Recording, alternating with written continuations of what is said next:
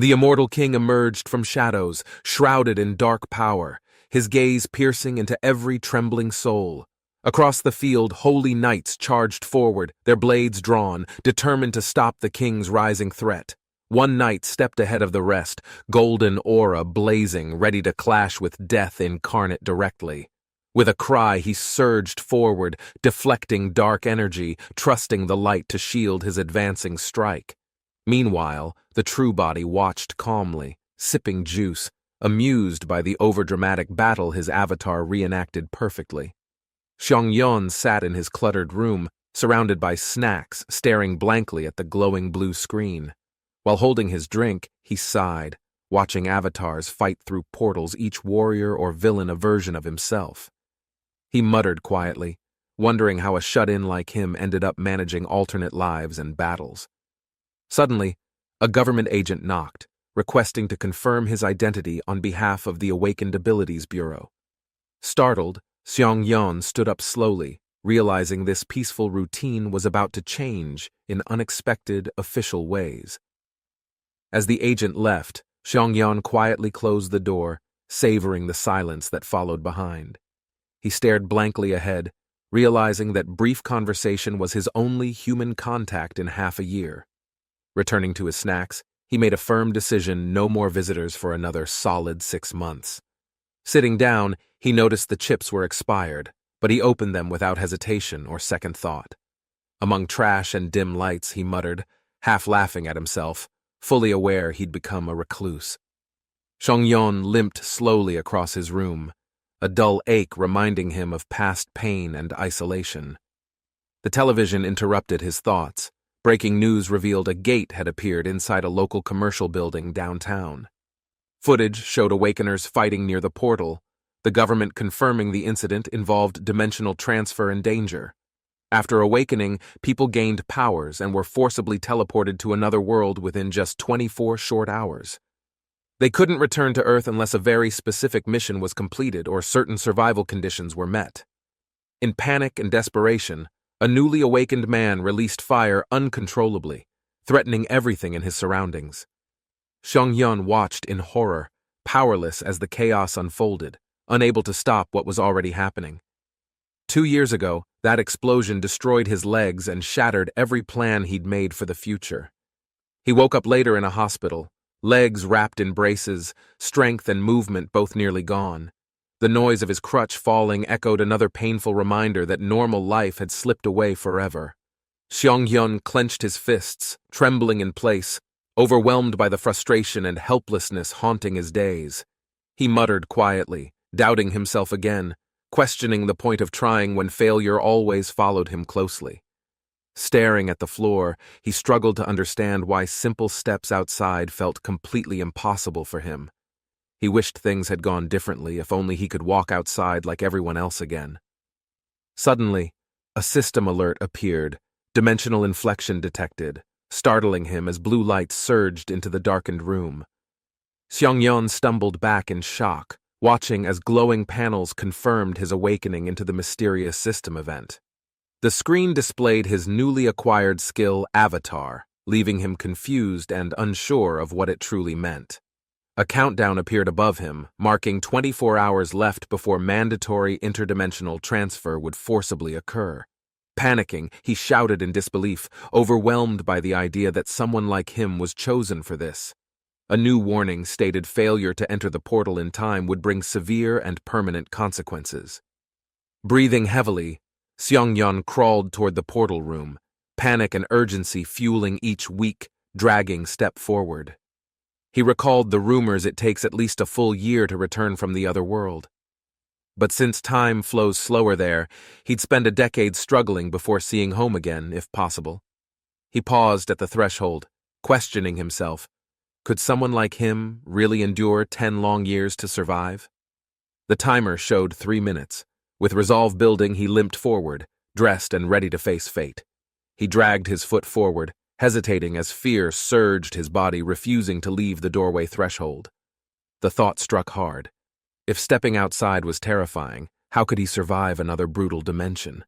No weapons, no magic, no skills, just a shut-in with a broken past and an untested will. His breath caught, A spark of realization flickered there was still something the system hadn't explained yet. Looking down at his glove, he whispered to himself, questioning it again. Skill? With cautious curiosity and hope. With a desperate shout, Xiongyan called out to the system, activating his skill. Avatar, now! A strange light appeared, forming a glowing silhouette that steadily shaped into a second version of himself. He stumbled back in shock, staring at the figure, his face, his clothes, his posture, it mirrored everything. The duplicate stepped forward, standing with the same slouch, same broken expression, an exact physical copy emerged instantly. Stunned, Xiongyan whispered, I can see two of me, struggling to grasp the reality before him. Xiongyan stood back to back with his clone, the solid thud confirming its real physical presence. He blinked, processing the impossible reality before nodding to himself. Yeah, it is, he muttered with awe. Suddenly, his vision shifted. He could see through the avatar's eyes as if they were his own. The room around him expanded into dual perspectives, confirming his sight was completely linked with the clone. Overwhelmed by the dual input, he grabbed his head, straining to stay focused under rising mental pressure. The system warned, 2 minutes left if he didn't enter voluntarily, forceful teleportation would soon begin. Frustrated, Xiongyan gritted his teeth. What use was an avatar skill if he couldn't even use it? He laughed bitterly, calling himself useless, seeing no point in a power tailored to someone like him. He glanced at his double, a fleeting thought emerging, what if someone else could go instead? His heart pounded, an idea took shape, one that could change everything if it actually worked. The avatar stepped into the portal's center. Xiongyan stayed behind, hoping the system wouldn't notice. He held his breath, sweat pouring as he braced for rejection, fearing the plan had failed. Blue light engulfed the avatar. The system confirmed identity. Awakener recognized. Commencing transfer now, the screen declared.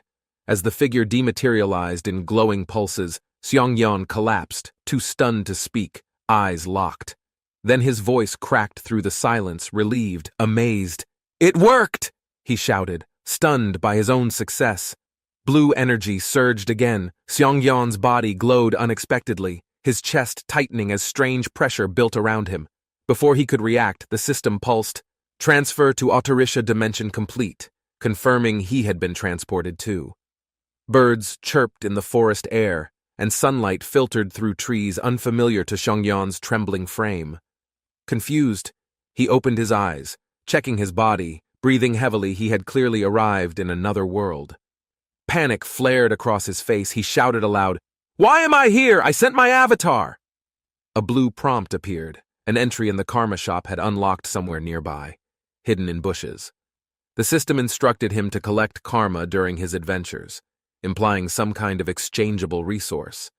His current karma total displayed a big 0, confirming he had absolutely nothing earned or stored yet. Xiongyan gasped and clutched his head. Something felt off, but he realized he wasn't physically in danger. Overloaded by vision from 2 bodies, he panicked, screaming, "Dismiss Avatar!" to regain mental control immediately. Xiongyan fell back onto the floor, blinking he had returned to his real body again. His breathing turned sharp and shallow. The lingering dizziness from mental overload still hadn't completely worn off. He stumbled to his feet and rushed to the bathroom, stomach churning from the experience. Wiping his mouth, he smirked faintly. Well, at least I'm not stuck in another dimension now. Regaining composure, he extended his hand again, calling confidently, "Summon Avatar," as the duplicate reappeared before him. As the Avatar touched Xiongyan, a sudden energy pulse triggered an unexpected system notification above him. "Congratulations, you completed a feat!"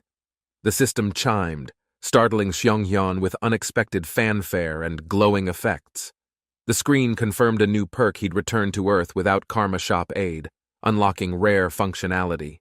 Stunned, he blinked at the words interdimensional portal. A once-a-day teleport to visited places was now his. Xiongyan's eyes widened as blue sparks gathered. His karma score shot upward faster than he could understand. News spread quickly. Xiongyan had become the first awakener to return from another world in record time. Xiongyan stared at the screen. 1.9 million karma flashed back at him in bright numbers. He blinked in disbelief. Almost 2 million points, earned instantly from doing nothing but dismissing his avatar. It felt unreal he'd gained nearly a decade's worth of karma without lifting a single actual finger. The system explained karma came from influence, whether helping, harming, or contributing to the world's flow. Accumulated karma could upgrade abilities, or even allow one to return from another world at will. Back in his apartment, Xiongyan reflected on the system, planning to examine karma options more seriously. Although his massive karma gain was accidental, the system now offered strategic choices for his future growth. Since he was already on Earth, the return function held no value to him now.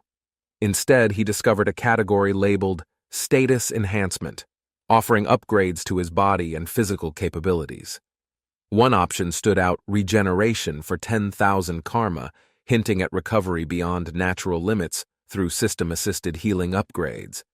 Xiongyan selected the Regeneration upgrade, curious if the system could heal his long-term physical damage. The system deducted 10,000 karma instantly. Initiating the upgrade, blue light surged across his leg like electricity. Energy focused on his injured area, penetrating tissue, realigning muscle and nerve without external medical assistance. He looked down. Stunned sensation returned to his leg for the first time in 2 painful years. Realizing the truth, he trembled slightly. His old injury was healing, and mobility might soon be fully restored. The healing process accelerated his damaged leg, once lifeless and numb, now pulsed with warmth and strength. To Xiongyan, the injury was more than physical. It marked the day everything in his life collapsed. It had become the excuse that justified his isolation, locking him away from people and responsibility. Suddenly, a system alert flashed. His regenerative capacity had surpassed the threshold of normal biological repair limits. A new skill was unlocked: Extreme Regeneration, granting him enhanced physical recovery beyond standard human ability. Late at night, Xiongyan reflected on his transformation, his legs restored through karma-powered regeneration upgrades. With full mobility regained, he resumed physical training, determined to strengthen the body he once gave up. His recovery exceeded expectations. Each workout revealed new physical limits, driven by enhanced health and system-boosted regeneration effects. Despite the upgrades, he still had an enormous karma balance waiting to be put to use.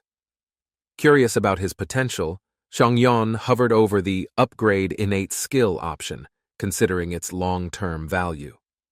Xiongyan activated the upgrade, curious how improving his unique avatar skill would affect its function and control.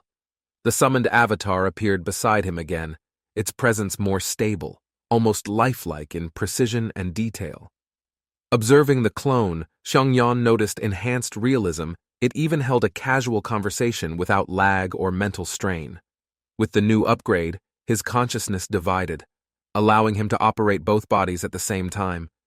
He stared at the system interface, realizing full control over 2 bodies could change everything moving forward. The new upgrade, Mind Hub, filtered sensory input, letting Xiongyan control what he mentally processed remotely. It eliminated dizziness from interdimensional transfer and removed pain perception linked to damage suffered by his avatar. This separation meant he could safely engage in combat or exploration without physical or mental strain. Excited by the discovery, Xiongyan realized he could remain home while adventuring through countless unknown worlds. Using his avatar, he began exploring distant lands like a game, fighting monsters, collecting items, and leveling up. Xiongyan stood beside 2 identical copies. His upgraded skill now let him create multiple simultaneous avatars. Realizing the numbers might grow with future upgrades, he became concerned about tracking them all efficiently. He decided they needed individual names, since calling them avatars forever would quickly become confusing and impractical. Naming wasn't his strength, but inspiration struck as he glanced at a coffee shop cup nearby. He named the first one Heinz, and the system confirmed the designation, assigning Heinz his official profile. The second avatar was named Heinz, and the system assigned him unique perks and stat distinctions. Though satisfied with functionality, Xiongyan admitted the names were basic. Both avatars teased him over the choices. Naming issues aside, he turned serious preparation was over, and it was time to begin his journey. With both avatars summoned, Xiongyan issued the command to move his team would now explore beyond home. As they departed, he noticed the mess 1 year's worth of trash still sat untouched behind him. After dispatching his avatars, Xiongyan stood alone, preparing himself for his first step outside alone. He turned the doorknob slowly, sunlight flooding in. This was a threshold he hadn't crossed in years. For a moment he paused, waiting for fear to grip him like it always had before. But nothing came, no panic, no tight chest, just calm as birds chirped in the hallway outside. Xiongyan smiled faintly, realizing the Mind Hub upgrade was working, keeping his emotions perfectly leveled and steady. From the control room, Xiongyan monitored Heinz's activity, confirming his avatar had arrived in the other dimension. Heinz stood still, blue particles fading as the portal closed. He found himself under a quiet night sky. The moonlit forest around him seemed peaceful, a gentle breeze flowing through leaves with no signs of danger. Despite the silence, Heinz remained cautious, suspecting such calm might not last in a foreign environment. Suddenly, a low growl emerged. A glowing-eyed beast crept from the shadows, ready to strike without hesitation. The monster lunged at Heinz with full force, claws wide, aiming straight for a fatal blow. With a shout, Heinz twisted his body, dodging the strike and gripping his weapon tightly in response. He held position firmly, pulling his blade across to parry the creature's next ferocious charging attack. The strike connected. Heinz managed to stab the beast's side, but its blood splattered onto his hands. Wiping his arm, Heinz muttered with disgust, unfazed by the mess, but clearly unimpressed by the smell. Heinz dodged the panther's second charge, using momentum to knock the beast off balance with a shoulder blow. Realizing he took no pain or fear, he understood this world felt entirely manageable, like a simulation. With confidence, Heinz channeled mana through his blade, enhancing its cutting edge with glowing energy for impact. He struck cleanly. His empowered blade pierced the monster's side, ending the fight with a swift final blow. Breathing steady, Heinz stood over the corpse, unfazed, already thinking ahead to the next challenge that awaited. The fight ended, and Heinz drove his sword into the ground, taking a moment to breathe. Exhausted from the battle, he admitted his current strength was still far from where it needed to be. He decided to move immediately. Remaining in the forest could be dangerous if more beasts attacked suddenly. From a clearing, Heinz spotted lights in the distance and recognized a village nestled in the valley. Upon arrival, an elder greeted him kindly, introducing himself as Malcolm, chief of the small settlement. Heinz followed the village chief through the settlement, briefly explaining how he'd ended up in trouble. Admitting exhaustion, he politely asked if he could stay the night and recover from the earlier fight. The chief warmly agreed, emphasizing the village's values of helping those in need without hesitation or judgment. While walking, the chief noticed Heinz's gear and asked if he had traveled from a distant place. Heinz gave a vague response, hinting at past journeys without revealing his true origin or unusual situation. Heinz dropped onto the bed provided by the chief, grateful for privacy after a long journey. Lying comfortably, he admired the hospitality. Receiving his own room without question felt strange, yet warmly welcomed. He realized he hadn't interacted peacefully with anyone in a long time, and the drinks were nice.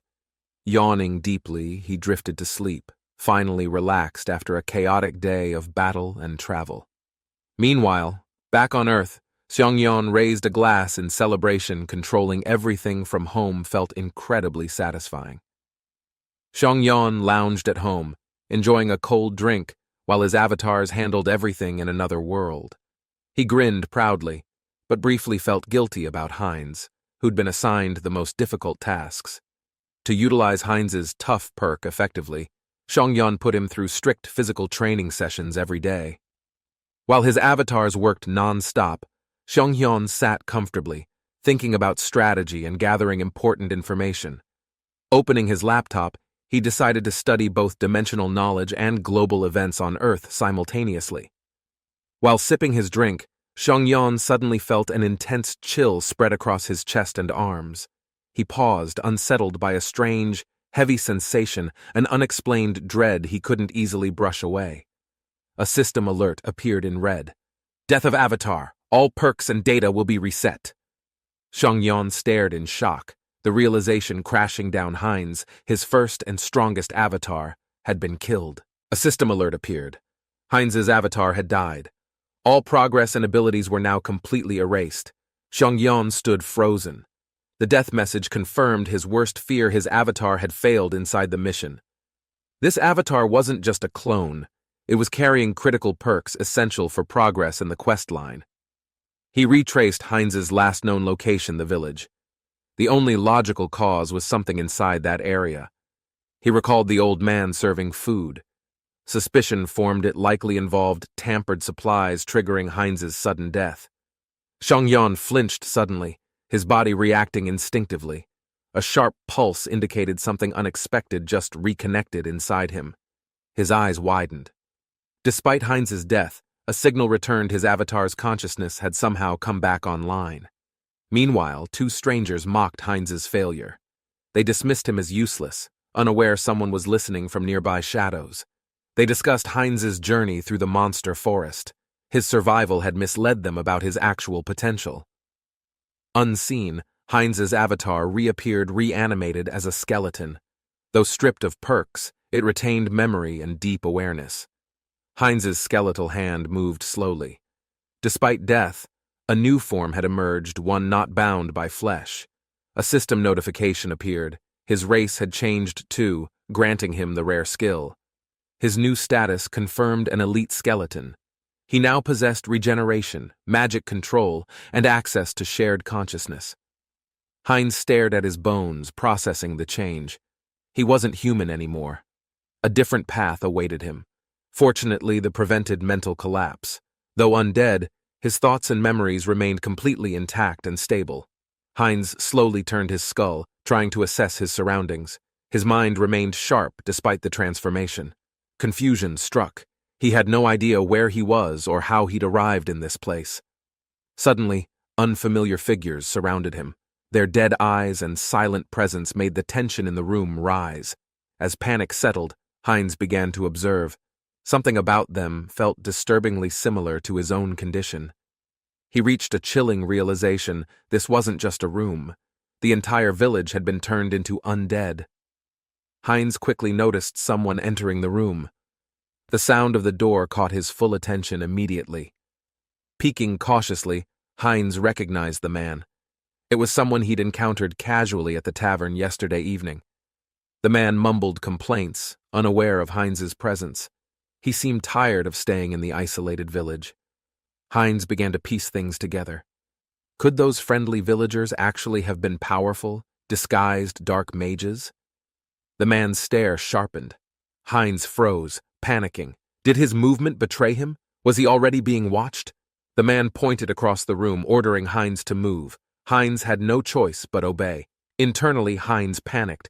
Despite being undead, the command startled him. He feared being exposed by mistake. As Heinz shifted position, an eerie sensation overwhelmed him. Something invisible pushed him, controlling his movements forcefully.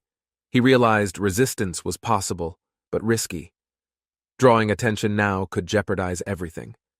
Staying quiet was safer. The man grumbled about his task. Clearly annoyed, he didn't realize Heinz's presence was anything unusual. Yet. Heinz noticed the sensation again. The force controlling him felt oddly familiar. He'd encountered it before somewhere. As others moved ahead, Heinz realized the control mirrored the same energy he used to animate himself. He examined his own skeletal form, understanding now that his movement was guided by internal magical output. It became clear his magic affinity wasn't just passive. It actively shaped how his undead body functioned. Looking around the dim hall, Heinz considered a new idea. Perhaps he could override this control entirely. 1 week had passed. The village looked peaceful, hiding the strange developments that continued beneath the surface. A plain room remained untouched. Silent and cold, It now served as Heinz's rest area between cycles. Heinz trained daily. Perched above crates, he watched the undead guard below, careful not to raise suspicion. After every practice, he felt drained. Still, his control over magic and form was steadily improving. This time, something changed. Blue fire ignited in Heinz's eyes, a clear sign of awakened magical potential. Heinz activated his new power. The undead soldier in front of him twitched, responding to his will. Blue light flickered in Heinz's eyes. He concentrated harder, pushing his mental control over the moving corpse. He succeeded. The undead responded. It stumbled forward, barely stable, yet it was clear Heinz was commanding it. Despite progress, Heinz sighed. The execution was clumsy. His current ability allowed for only one controlled target. Limited and slow, Heinz realized real mastery would take time. For now, he'd practice controlling one unit. Heinz sensed movement again. His focus sharpened. Something small had returned to disturb his training once more. A rat nibbled at his leg, undeterred by skeletal limbs. The pain wasn't physical, just irritating. Heinz lunged and grabbed the rodent. This time it couldn't escape. His grip tightened around the squealing pest. He scolded the rat, frustrated. It had evaded him for days, always biting and disappearing instantly. Even as he held it, Heinz admitted the rat was surprisingly fast for something so ridiculously tiny. Heinz studied the rat carefully. If it responded well to magic, it could become useful practice. He focused silently. With no plan beyond curiosity, Heinz decided to try channeling his energy through it. Blue flames swirled in his palm. He steadied the rat and prepared to push mana through it. The rat squeaked. Its body trembled. Blood leaked onto the floor. The magic clearly overwhelmed its limits. A flash erupted from the rat. Its body reacted violently, red energy replacing Heinz's usual blue flame. Heinz held the rat high. It worked. He had successfully infused it with controllable undead energy. With excitement, he named it Alfred and sent it off to gather intel across the village. The rat dashed confidently. Heinz silently initiated Operation Spy Rat, his first real step toward strategic reconnaissance. Alfred paused near the hallway. Ahead, one of the villagers voiced frustrations, unaware he was being watched. Heinz observed through Alfred. The man's voice annoyed him. Always complaining, yet clearly still following orders reluctantly. Heinz kept Alfred trailing the man. As the door closed behind them, the rat slipped inside silently. Once inside, a strange aura surged. Vibrant purple energy rippled through the air, thick and oppressive. Even without direct contact, Heinz sensed it. The mind hub warned him this place radiated immediate magical threat. Alfred advanced further. Despite magical shielding, Heinz could instinctively feel overwhelming pressure. Something terrible was being hidden here. Outside, unaware of being watched, two men exchanged words. Their casual tone masked the depth of danger. Two guards discussed the artifact's timing. They assumed no threat, unaware a tiny spy was nearby. They believed magical fields ensured safety. To them, the idea of infiltration seemed completely pointless and unnecessary. Alfred silently followed. Heinz mentally celebrated unguarded talk revealed the artifact's name, Fragment of the Immortal King. Encouraged by the intel, Heinz focused. Alfred began sniffing again, continuing the search deeper into restricted zones. Suddenly, something powerful pulled Alfred.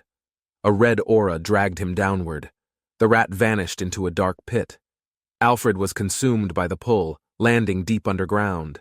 His body absorbed strange energy on contact. Despite the fall, Alfred moved again. Purple energy trailed his steps, marking him with an unnatural presence. The old man appeared, sensing movement. He dismissed it casually, just a rat not realizing the truth yet.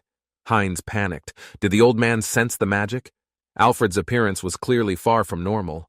The old man inspected carefully. No spell was detected, but dark energy lingered unexplained, yet unmistakably unnatural. Alfred collapsed at the old man's feet, his energy fading fast. The mission had ended prematurely. The old man demanded answers. His authority silenced everyone. Fear gripped the men as they responded nervously. Alfred's body went limp. Whatever corrupted force he encountered had drained him entirely. There was no recovery. Heinz, watching from afar, clenched his fists. He promised to avenge Alfred. their first successful scout. Determined, Heinz stared ahead. Alfred's sacrifice would not be wasted. The next steps would begin with vengeance. The guards stormed inside, frustrated. They argued about Alfred's presence, blaming each other for the unexpected discovery. One guard, irritated by chaos, barked commands. He noticed a figure out of formation and reacted harshly. Without hesitation, he pointed and ordered them to fall in. Tension spiked as his voice grew louder. He struck the nearest man, furious at the lack of order. His temper made him unpredictable and violent. The blow knocked someone down. Another villager turned, confused by the noise. Something unusual had definitely happened. The cruel guard seized the fallen villager. His tone shifted, dripping with mockery and suppressed violence. He recognized the victim. This was the man who once defied him and defended someone he loved. Mocking him, the guard recalled the moment of resistance. He brought up threats made against the man's family. Grinning, he taunted him further. The man couldn't reply. His tongue had already been torn out previously. The guard yawned, bored by helplessness. He longed for the earlier violence when the villagers were still resisting. The villager's body twitched. Something stirred inside him, rage building beyond control as old pain resurfaced violently. The guard sneered, reminding him of his murdered family. He hinted at unspeakable acts toward the children. Suddenly the villager snapped. Teeth sunk deep into the guard's flesh. Blood spurted. Screams shattered the silence. The guard dropped, clutching his wound, stunned. Panic spread as other prisoners turned to watch the chaos unfold. One guard shouted to stop the outbreak, but fear and confusion already fractured their control of the room.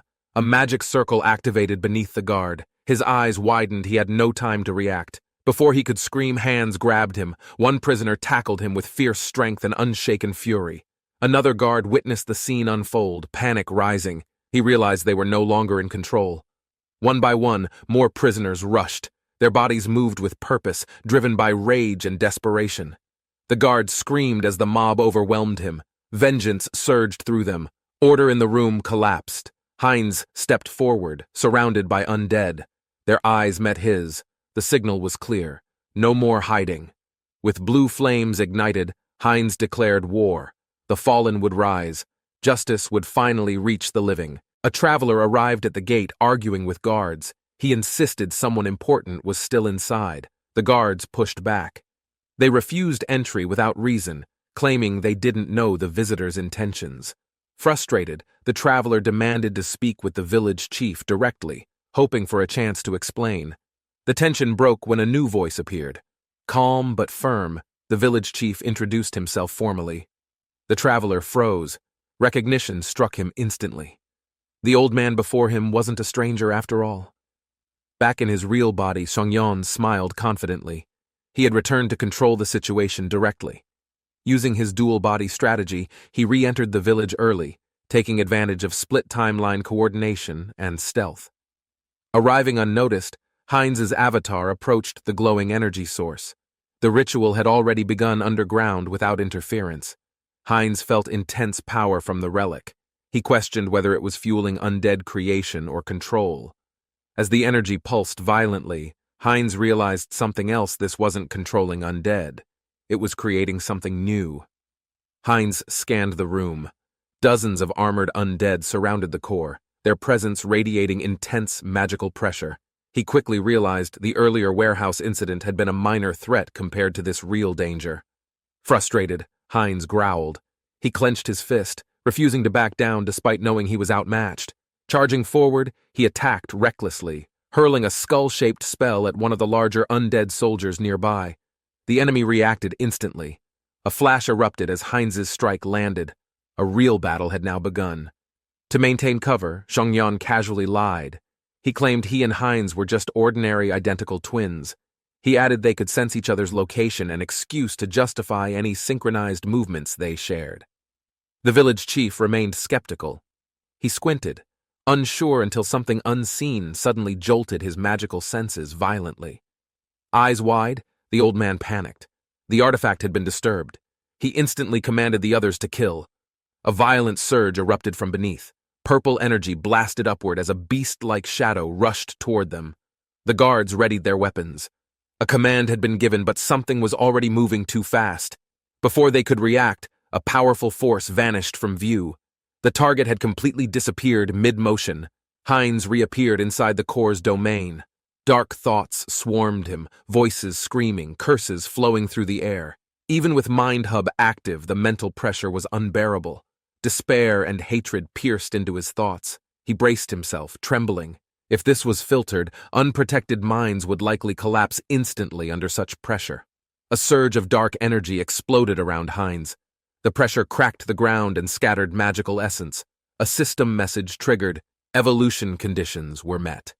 Hines's skeletal frame began to reshape and rise. He had become a new entity, no longer just undead, but the immortal wizard known as Lich. Infused with the immortal king's fragment, Hines inherited a unique trait, total mastery over dark magic. Elsewhere, a soldier grumbled, unaware of the awakening power below. Trouble brewed while ignorance lingered on the surface. Fuyan jolted as his superior shouted. He fumbled under pressure, unsure what exactly had gone wrong. Terrified, Fuyan gave a false report. He claimed nothing was wrong, trying to avoid further punishment. His master wasn't convinced. Barking another command, he demanded confirmation from Zephi and ordered immediate verification. Fuyan leaned toward the bars, yelling for Zephi. Desperation in his voice hinted he feared being blamed. Zephi turned and froze. Outside, a massive surge of energy erupted. The artifact had clearly been disturbed. Green foot slammed against the door. Fuyan froze, startled by sudden presence and the stench of rot. Confused and panicked, he turned. A decaying figure loomed close, demanding why he hadn't responded earlier. More undead poured in. Fuyan screamed, retreating as the wave of reanimated villagers burst through the hall. Hines appeared, glowing with power. He greeted them casually, blue flames burning brighter with every confident step. Fuyan's face twisted in disbelief. The figure before him wasn't supposed to exist, yet Hines now stood evolved. Fuyan struggled as the green creature tightened its grip, his body reacting instinctively despite the pain. A surge of purple energy burst from his hand, flinging the enemy across the stone chamber. Dazed, he found himself in an unfamiliar dungeon corridor, surrounded by monstrous figures advancing without hesitation. A cloaked skeleton emerged from the shadows, moving deliberately, its magical presence unsettling the other creatures nearby. Levitating above the floor, the skeleton activated a dark spell, preparing to eliminate all threats instantly. The skeleton concentrated his magic, dark energy swirling through his fingers, preparing to unleash a deadly spell. A powerful explosion erupted across the valley, obliterating terrain and shocking the nearby onlookers with its magnitude. He stepped forward calmly, unaffected by destruction, and addressed his forces with chilling authority and grim purpose. He commanded his army to eliminate every remaining villager, showing no mercy to the weak or hiding. The undead and orcs launched another wave of attacks, chaos spreading as buildings and bodies fell together. The skeleton fell hard onto the ground, bones rattling as he faced a newly arrived enemy. A dark-robed figure emerged, channeling energy while mocking the skeleton's former rank with clear disdain and hatred. The man demanded answers about the missing artifact, the immortal king's fragment, his aura growing increasingly unstable. Revealed as Elder Marcos Giocalti, he recognized the skeleton and addressed him with an ominous, knowing tone. The skeleton replied coldly, reminding Marcos he once had a heart before betrayal stripped it from him forever. The skeleton revealed a glowing artifact in his ribcage, admitting he had stolen it from storage. Marcos's eyes burned with rage upon recognizing the stolen fragment, insulted by its use in decay. Enraged, Marcos unleashed a lethal spell, declaring the skeleton unworthy and sentencing him to immediate destruction. Dark energy surged from Marcos's fingertip, tearing through the air with incredible speed and violent force. The skeleton countered instantly, absorbing the blast, grinning as he held back death with unmatched magical resistance. The skeleton smirked, lightly scolding Marcos for attacking while he was still explaining his transformation and motives. Marcos shouted furiously, charging power into his hands, revealing he spent a full year crafting the fragment. He raged about wasted effort, furious that a mere skeleton evolved into a powerful demi-lich unexpectedly. Casting thorns of darkness, Marco summoned a violent wave of cursed energy straight toward the towering structure. The skeleton calmly assessed the situation, comparing himself to a weak unit wearing overpowered endgame equipment. The skeleton stood within a barrier, declaring survival only possible through special buffs. Marcos lacked such fortune. Marcos, confused by the skeleton's immunity to corruption, vowed to dissect and study his unique body. Casting broken ectoplasm, he hurled another dark blast, annoyed by the skeleton's habit of naming every attack. The skeleton countered fiercely, shouting, "This is for Alfred!" as magic surged toward Marcos with burning intent. Hearing Alfred's name, Marcos hesitated, realizing the skeleton knew someone from the tomb. This had all been planned. Marcos launched a desperate spell, his corrupted energy crackling as he attempted to turn the battle around. Panicking, he noticed his magic escalating unnaturally fast and wondered if the fragment was fueling the surge. Realizing danger, he raised his arms and activated a powerful final spell, Oath of Annihilation, to end everything. Elsewhere, chaos erupted in the village. Civilians screamed as an explosion rocked the square with unexpected force. A cloaked assassin moved through the crowd, stabbing targets mid-sentence, showing no emotion or hesitation during the ambush. Dark energy surged upward from the cathedral, pulling life essence from every nearby dark mage without resistance. The gathered souls spiraled upward, forming a powerful ritual aimed at reconstructing an ancient, forbidden relic. Marcos declared the item's name, the Broken One's Crown, as the souls condensed into the cursed object.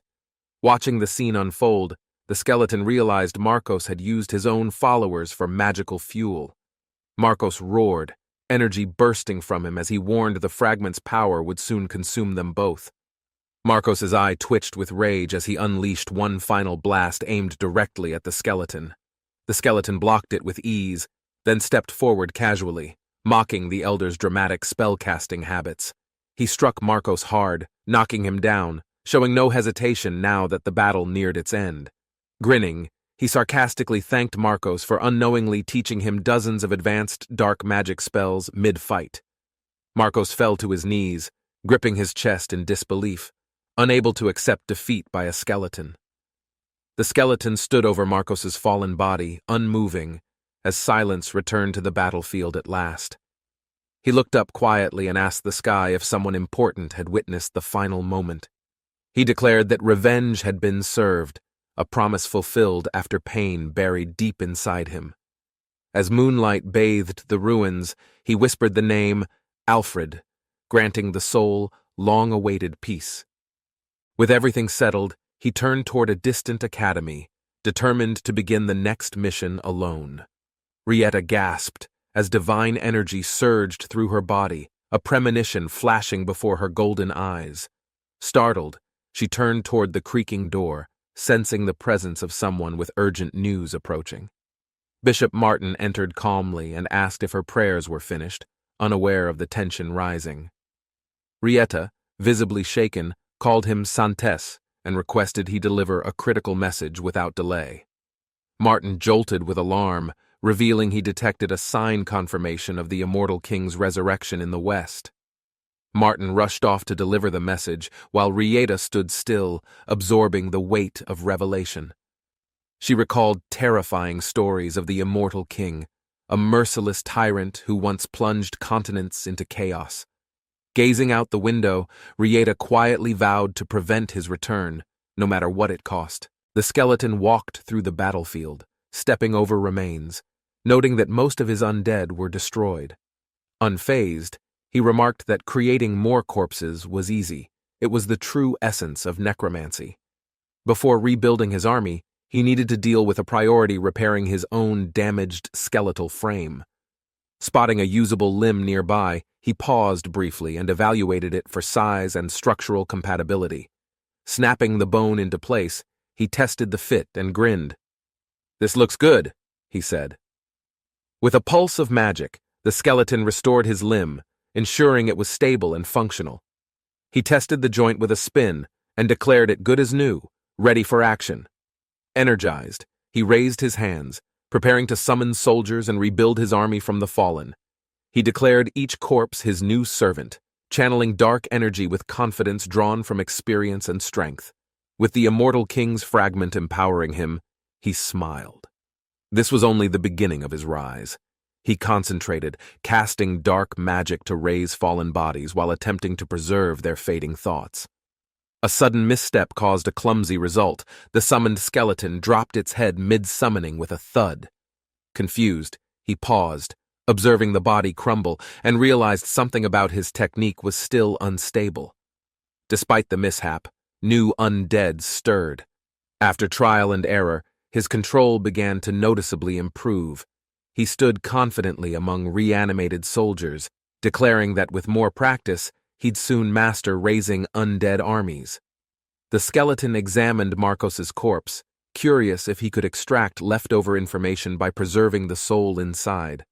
He prepared a unique spell to revive Marcos as an undead without disrupting the soul's memory. Just before casting, he noticed something strange. The spell failed to activate properly, yielding no spiritual response. Shocked, he realized Marcos's soul was completely missing, likely removed by an external magical influence. He inspected further and found a lingering magic circle etched into the chest, designed for soul extraction. The skeleton tossed Marcos's lifeless body down, deciding it could still serve a different undead purpose. He summoned magic, determined to construct a new warrior from the corpse, despite the missing soul. His goal, build an advanced undead enhanced with reflexes, battle instinct, and minimal required awareness for autonomy. He began corrupting the magic that lingered inside the corpse, twisting it into a usable form. By fusing it with Malcolm's lingering essence, he planned to implant a basic ego for control. The skeleton completed his summoning, and a new undead form rose, declaring obedience as a death wizard. Surprised by its speech, the necromancer tested its awareness, impressed by the successful resurrection and mental response. He named the undead Malcolm and ordered strict loyalty, though the new being seemed hesitant at first. He struck Malcolm for hesitation, reminding himself that guiltless memories didn't erase responsibility for past crimes. Malcolm finally responded with a sharp, "Yes, sir," his red eyes glowing under the necromancer's control. The skeleton examined the newly forged scythe, testing its weight and sharpness after a successful magical reinforcement. With calm focus, he stepped through the field of corpses, seeking any remaining threats or key targets. Among the bodies, he noticed one undead that stood out, triggering a distinct and painful memory. It was the same zombie responsible for Zeram's death, a moment that marked a turning point. He executed the zombie swiftly, not out of revenge, but to honor his fallen companion's sacrifice. Flames engulfed the area as a masked figure cast a deadly spell meant to eliminate everything. In another world, the real body sat relaxed, safely detached from the chaos inside the dungeon. He finished his drink calmly, unfazed by the battle his clone had just experienced, and survived. Curious, he checked current gold prices, considering how much loot the dungeon run had earned him. Back in the clone's perspective, he admired piles of treasure left behind by fallen dark mages. Back in reality, he casually activated a command on his phone, ready to summon his avatar. A blinding portal burst open in front of him, and the skeletal servant Hines crashed through. Hines looked surprised upon arrival, while the summoner immediately sensed something had gone wrong with the spell. Alarmed by the reaction, he shouted to dismiss the avatar before the situation spiraled further out. Breathing heavily, he sat in silence, shaken by the unstable connection and magical surge in the room. After recovering, he considered upgrading his abilities and accessed the karma shop to review his options. He was surprised by his current karma balance and quickly tapped to invest in skill enhancement. A notification confirmed his success, his avatar limit increased, and a new passive skill was unlocked. He gained Clear Mind, a powerful defensive ability that blocked mental interference and enhanced decision-making clarity. Feeling confident, he reached for a snack, calmly preparing for the next wave of challenges ahead. He stood beside Hines, organizing loot, while realizing that clear mind enhanced his real body's focus. Unlike earlier passive skills, this one directly influenced his thinking, giving him clarity on skill priorities. He picked up a sack of gold, feeling ready to convert dungeon loot into real wealth. Entering the shop, he placed the bag confidently on the counter, attracting attention from nearby customers. With calm professionalism, he requested a direct deposit, eager to see dungeon rewards turned into currency. He thanked the staff politely and left the shop, satisfied with the gold exchange transaction. As a precaution, he had hidden Heinz in his shadow, using dark magic for emergency response. He also masked Heinz's appearance, ensuring no one would recognize the skeleton if revealed during combat. Though he began to relax, thinking the danger had passed, a loud explosion shattered the moment. A hulking figure appeared from the smoke, laughing as it stepped forward, exuding clear intent to fight. A large beastman and masked thief burst into the shop, targeting the vault just recently emptied. The thief grabbed a bag of leftover gold while the beastman guarded the path with force. They moved quickly, shouting to each other, clearly experienced in hit-and-run tactics against weaker merchant targets. The thief grew impatient as the beastman leapt forward, both rushing toward the shattered shop exit. Xiangyun spotted the criminals mid-escape and immediately recognized the threat. Without hesitation, he sprinted to intervene. Xiangyun watched silently, recalling that official guardians exist to handle crimes like this when necessary. But the city shook from a powerful explosion nearby, shaking his confidence in that assumption. A panicked civilian shoved through the crowd, trying to escape the chaos overtaking the market. Xiangyun hesitated, convincing himself the guardians would intervene soon and restore order to the situation. Despite the noise, he froze in place, overwhelmed by uncertainty, whispering there was nothing he could do. The thieves moved quickly, estimating 3 minutes until the city's official guardians would arrive to respond. While searching for more loot, one of them noticed a familiar figure collapsed nearby, someone unexpected. The beastman panicked upon recognizing Portal, an ally who shouldn't have fallen so easily in battle. He rushed over, trying to wake Portal, and demanded to know who caused the damage. Before they could react further, a skeletal figure appeared, radiating power. The thief asked if it was a guardian. Heinz surged forward with precision, his blade glowing as it pierced clean through the unsuspecting enemy's chest. The wolf-like criminal stumbled back, eyes wide in disbelief, as terrified bystanders screamed and scrambled for safety. Though Xiangyun couldn't act himself, Heinz moved without hesitation, an extension of his will, executing justice with force. The rooftop erupted in tension as agents sprinted upward, responding to an urgent breach in security protocols. Tasked with apprehending rogue returners, the Korea Returners Association deployed elite trackers to intercept the escaping targets. Upon arrival, a lead agent detected residual energy proof that a powerful clash had occurred moments earlier. Inside, fallen enemies surrounded the chamber. No witnesses, only scattered signs of combat and untraceable exit points. Their conclusion was unsettling. An unidentified individual had intervened alone, defeated the threat, and vanished without leaving evidence.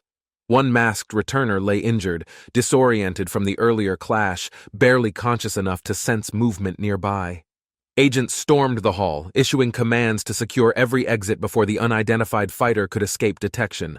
A trail of dark energy slithered rapidly across the floor, moving too fast for anyone to intercept. The strange shadow slipped past the guards, merging with a figure already waiting calmly near the exit. Outside, Xiangyun exhaled in relief. His clone had returned. Mission complete, leaving no trace behind once again. Xiangyun walked quietly through the city, reviewing recent events while planning his next avatar's destination. A new world materialized. The system confirmed entry as his avatar appeared in the Foreign Lands Plaza. Standing beneath massive gates, he observed the structures, confirming he had arrived in the designated beginner zone. Citizens bustled inside the city. Xiangyun's avatar blended in while absorbing the unfamiliar environment with cautious interest. He noticed the city's name glowing above, realizing this was the central point where all travelers gathered. Wind swept through abandoned market stalls as Xiongyan entered the strange city. Noticing something felt unnaturally off. Despite its size, the city was silent. No pedestrians, no merchants, only scattered leaves and empty streets. He noted the absence of guards, suspecting the town either lacked defenses or expected no incoming danger. Further in, he overheard an argument, an enforcer pressuring a woman for failing to meet a demand. Another figure issued a warning. They had 3 days to repay 2 silver coins or face consequences. Xiongyan observed the situation briefly, then decided not to intervene, claiming their troubles weren't his responsibility. He brushed past the girl, causing her to stumble, startled by his sudden and indifferent reaction. She apologized quickly, bowing low. Her expression revealed fear mixed with desperation, unsure how to respond. Xiongyan paused, then turned back, realizing he needed help navigating this unfamiliar city for his mission. Curious but cautious, the girl asked his identity, uncertain why he'd suddenly taken an interest in her. Xiongyan confidently offered payment, officially declaring his intention to hire her as his local guide immediately. Startled by his sudden generosity, the girl accepted the coin with visible shock and cautious gratitude. She led him through the district, eventually stopping in front of a modest but well-maintained residence. Introducing herself as Diana, she explained her background and invited him to evaluate the place himself. She shared her struggles working odd jobs, raising siblings, and dealing with debt collectors demanding regular silver payments. Xiongyan collapsed onto the bed, questioning if helping Diana was strategic or simply unnecessary generosity. Deciding to rest, he closed his eyes, thinking tomorrow might offer answers or more complications ahead. Later that night, he awoke uncomfortably, the cold wind sneaking through poorly insulated walls of the inn. Rubbing his eyes, he walked toward the window, hearing an unusual noise coming from below. Peering outside, he spotted Diana and called out sharply, sensing something was wrong with her behavior. Diana greeted Xiongyan with surprise, clearly not expecting him to arrive so early in the morning. They sat down for breakfast, and she requested he come later next time to avoid interruptions. Xiongyan agreed with a yawn, continuing to eat while Diana devoured her food with impressive speed. Curious and still hungry, she pointed toward his plate, politely asking if he was going to finish.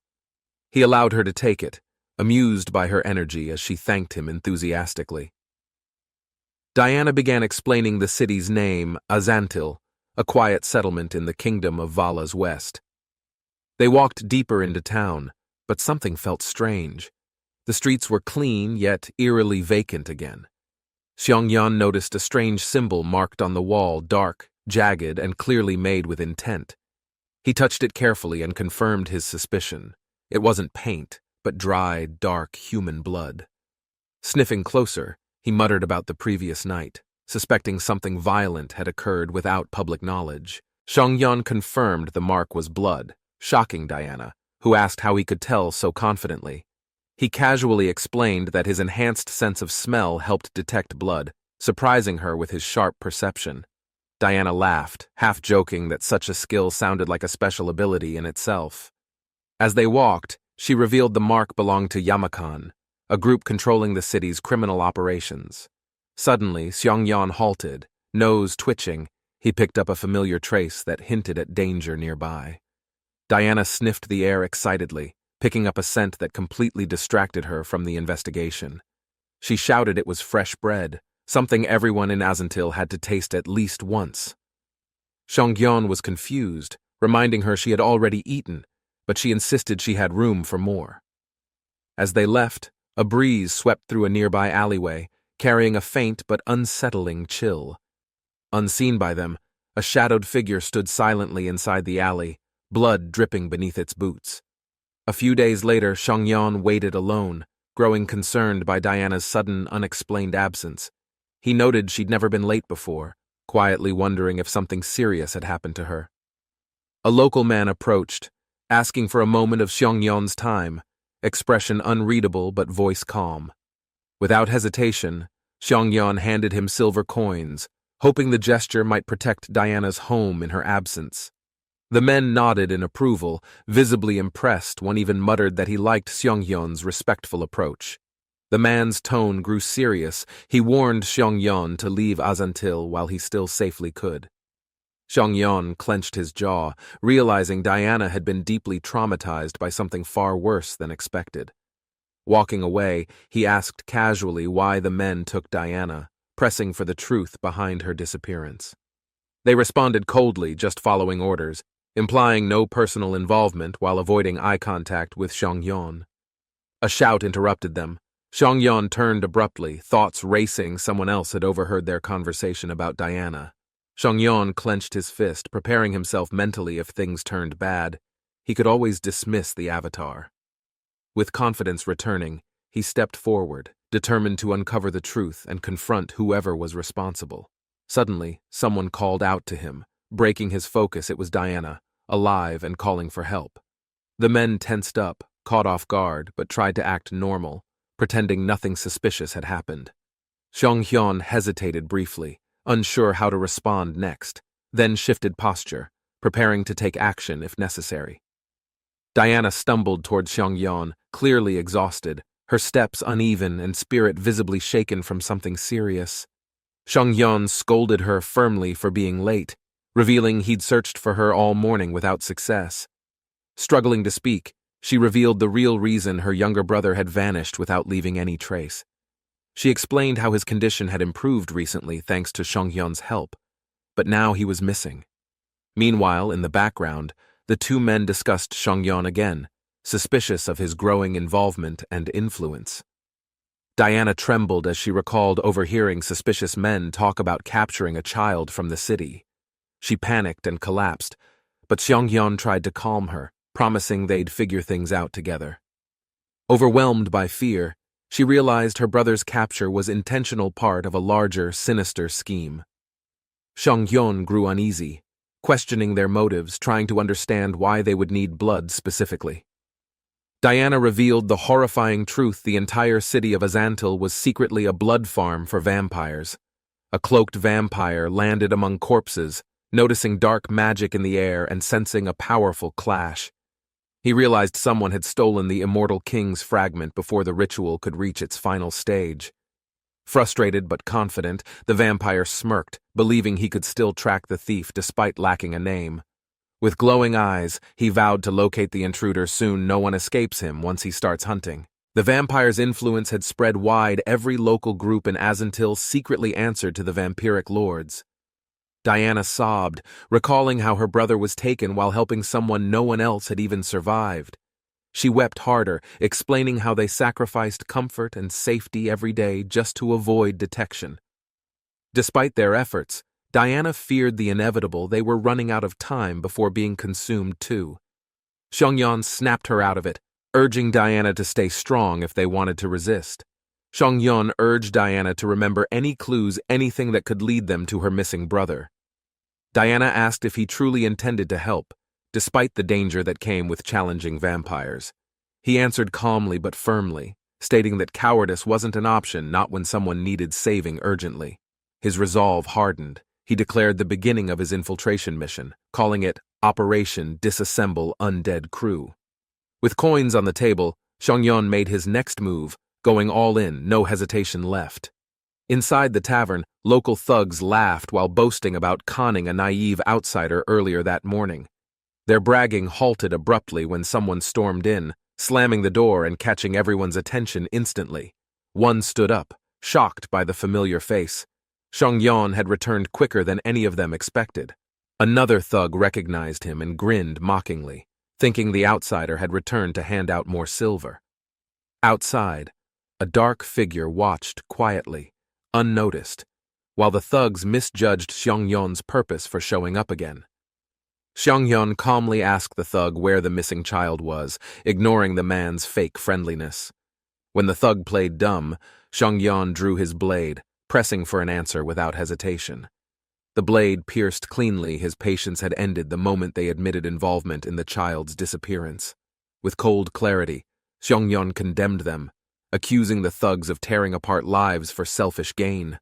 Rage flared in his eyes as he shouted, declaring their scams had destroyed too many innocent people. Xiongyan swiftly eliminated one thug, calling out the count one down, 2 left to deal with. The others panicked at first, but regrouped fast, convinced they still had the advantage in strength. The bald thug boasted loudly, claiming his tough body and regeneration would guarantee him an easy win. With renewed confidence, the remaining 2 attacked simultaneously, coordinating their movements for a decisive counterstrike. One lunged forward, managing to stab Xiongyan cleanly, his first real hit since the brawl began.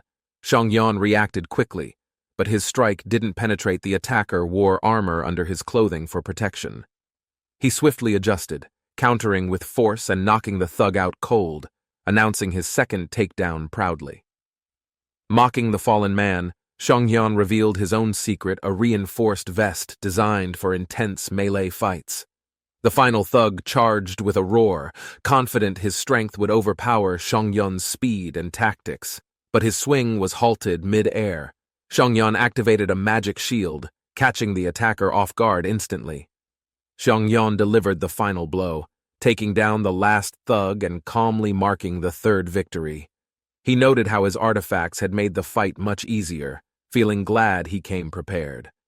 Stepping back, he checked the scene, admitting he might have gone overboard without needing full power. Suddenly, distant noise drew his attention. Someone else was approaching the tavern in a loud, disorganized rush. A larger group appeared at the entrance, armed, aggressive, and clearly ready for a fight with Xiongyan. The tavern door burst open as more enemies flooded in, shouting and preparing for immediate retaliation. Xiongyan exhaled hard, standing over fallen foes, counting 8 more opponents entering the chaotic scene. He struggled to keep up with the number, distracted briefly and wounded by a surprise attacker. Wincing from the stab, Xiongyan refocused, demanding answers about the boy who had been taken earlier.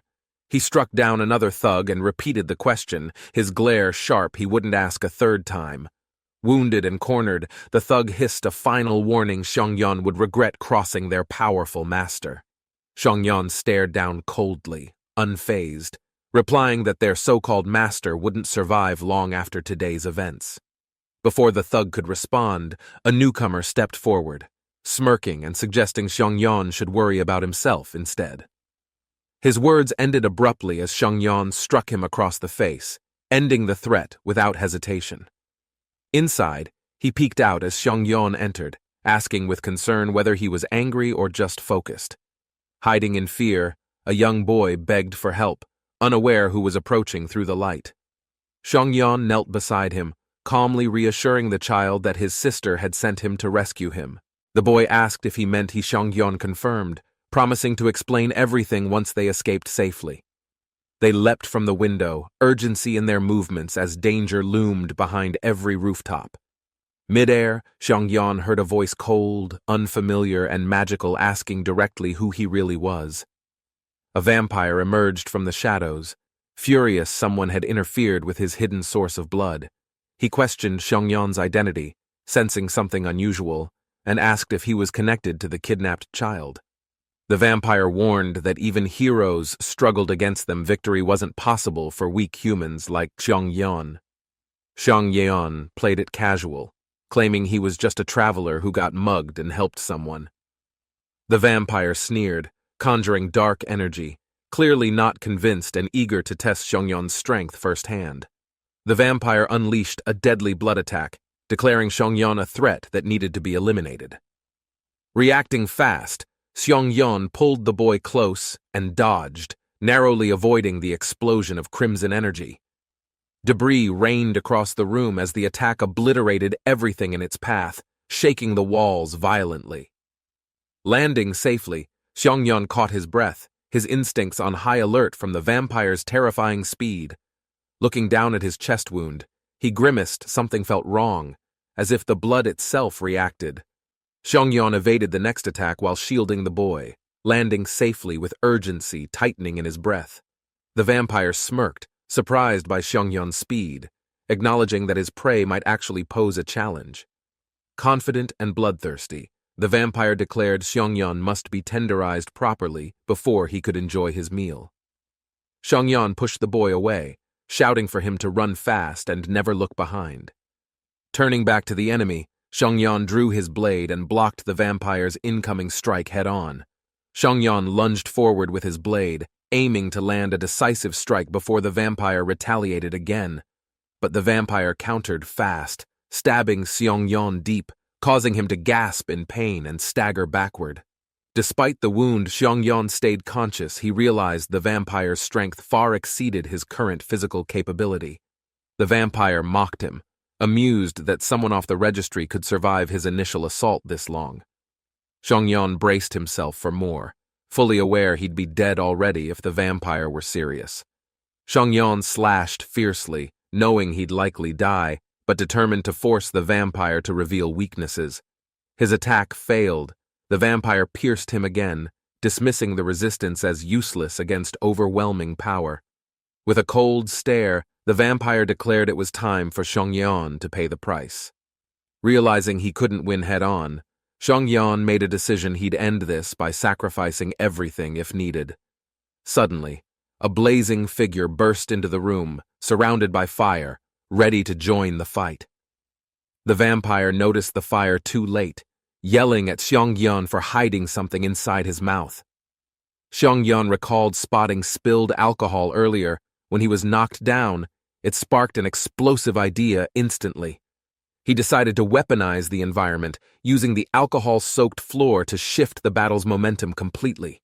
The vampire panicked, realizing if the fire spread, they'd all burn alive before he could escape. As the flames closed in, Xiongyan lunged again, striking with urgency before the room turned to ash. The vampire scoffed mid-fight, calling Xiongyan weak, but was interrupted by a sudden, powerful counterstrike. Xiongyan drove his fist into the vampire's face, finally landing a blow strong enough to stagger. He reminded the vampire of his healing ability just enough to endure, recover, and keep fighting through pain. Fire roared around him as Xiongyan declared himself too difficult for vampires to consume easily. The vampire screamed in fear and desperation, realizing the tables had turned too quickly to stop it. The building exploded violently, flames consuming everything as Xiongyan's trap ignited the alcohol-soaked floor beneath them. The academy burst into flames after the explosion, its tower collapsing as fire spread through every corner. Among the wreckage, his avatar staggered out, armor scorched, barely functioning after the brutal magical assault. Despite severe damage, the clone stabilized its core systems, designed to persist long enough for extraction purposes. Smoke burned his eyes, but the mission parameters remained intact, survival secondary to locating the target individual. He scanned the destroyed battlefield below. Rescuing the trapped girl remained the Avatar's top operational priority. As flames closed in, the clone shielded the girl with his body, absorbing the fatal explosion instantly.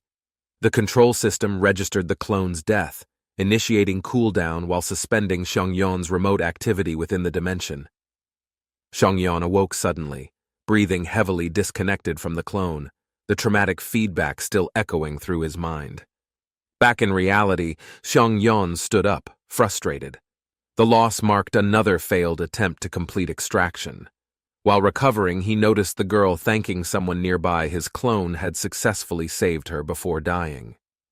She approached a stranger, smiling warmly, unaware he resembled the man who saved her before. Noticing his face, she froze in disbelief, memories of fire, pain, and rescue suddenly rushing back. Without thinking, she lunged forward and hugged him tightly, tears welling up from overwhelming relief. He smiled playfully, pretending strength. In truth, his survival came from switching bodies seconds before detonation. The clone's words echoed within him, a reminder, keeping secrets was part of this dangerous mission. Back in his room, Xiongyan evaluated the situation. His latest clone's destruction disrupted current mission parameters. With time pressing, he activated a new body, his third avatar, ready for immediate deployment again. System confirmed. Heinz II created. Physical structure stable, combat potential optimized, synced to Xiongyan's neural command link. He rejoined the girl silently, hoping his altered appearance wouldn't trigger suspicion or break her trust. She stared into his eyes, fully convinced it was the same man who'd once saved her. Though the body was new, she sensed the same energy. His soul hadn't changed at all. Alarmed, she warned him that local guards might be searching, Staying nearby was incredibly dangerous now. He reassured her with confidence, stating he had already prepared a solution for their safety. His plan involved staying hidden since this avatar was unregistered. The authorities wouldn't recognize or pursue him. He tapped the interface quickly, redirecting system data to fake an international departure from the region. Xiongyan relaxed, thinking the disguise was working, unaware danger was approaching fast through the open window. Glass shattered violently, an unknown enemy slammed into him, grabbing his throat before he could fully react. The attacker glared with fury, accusing Xiongyan of being behind the forest incident near the village. He struggled to breathe, realizing the opponent was a vampire likely tracking the girl he had rescued. The vampire smirked coldly, convinced it was no coincidence an outsider arrived right after the attack. Struggling under pressure, Xiongyan gritted his teeth. The vampire's strength confirmed he wasn't a normal enemy. The attacker examined him closely, confused no traces of dark magic or vampire lineage could be found. Xiongyan protested, insisting he had no idea what the vampire meant or what he'd supposedly done. The vampire didn't believe him, baring his fangs in frustration at the lack of a solid answer.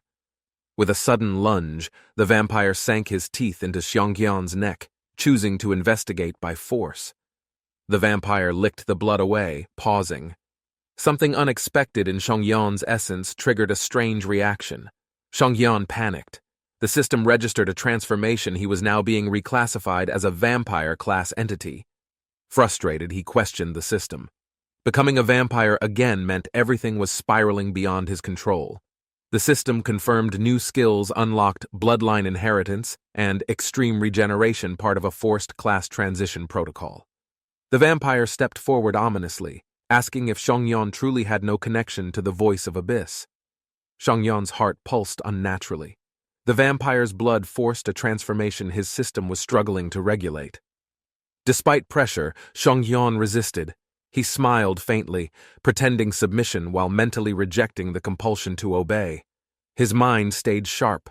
The system focused on isolating commands, blocking obedience coded into his bloodstream. The vampire misjudged him and ordered Xiongyan to follow, believing he had full control over him now. Feigning compliance, Xiongyan agreed, planning to extract information while remaining alert for any opportunity to escape later. Storm clouds loomed over the Vorogoslav clan's Azanato barracks, where Xiongyan was now being escorted inside. The vampire announced Xiongyan's presence to his subordinates, referring to him as someone with future potential. Whispers spread quickly. Clan members were confused, questioning who the newcomer was and why he'd been favored. Another vampire enthusiastically greeted Xiongyan, joking that he might soon become their next lord without warning. Amused by the comment, the vampire girl blushed and leaned closer, intrigued by the mysterious outsider's aura. Xiongyan introduced himself as Heinz, keeping the persona consistent while mingling with the curious vampire nobles. To maintain the act, he casually accepted a glass of blood, trying not to appear tense. He reminded himself to drink it quickly. Refusing now would instantly raise suspicion among the others. As he sniffed the blood, alarm bells rang. Its density and power exceeded standard vampiric nutritional samples.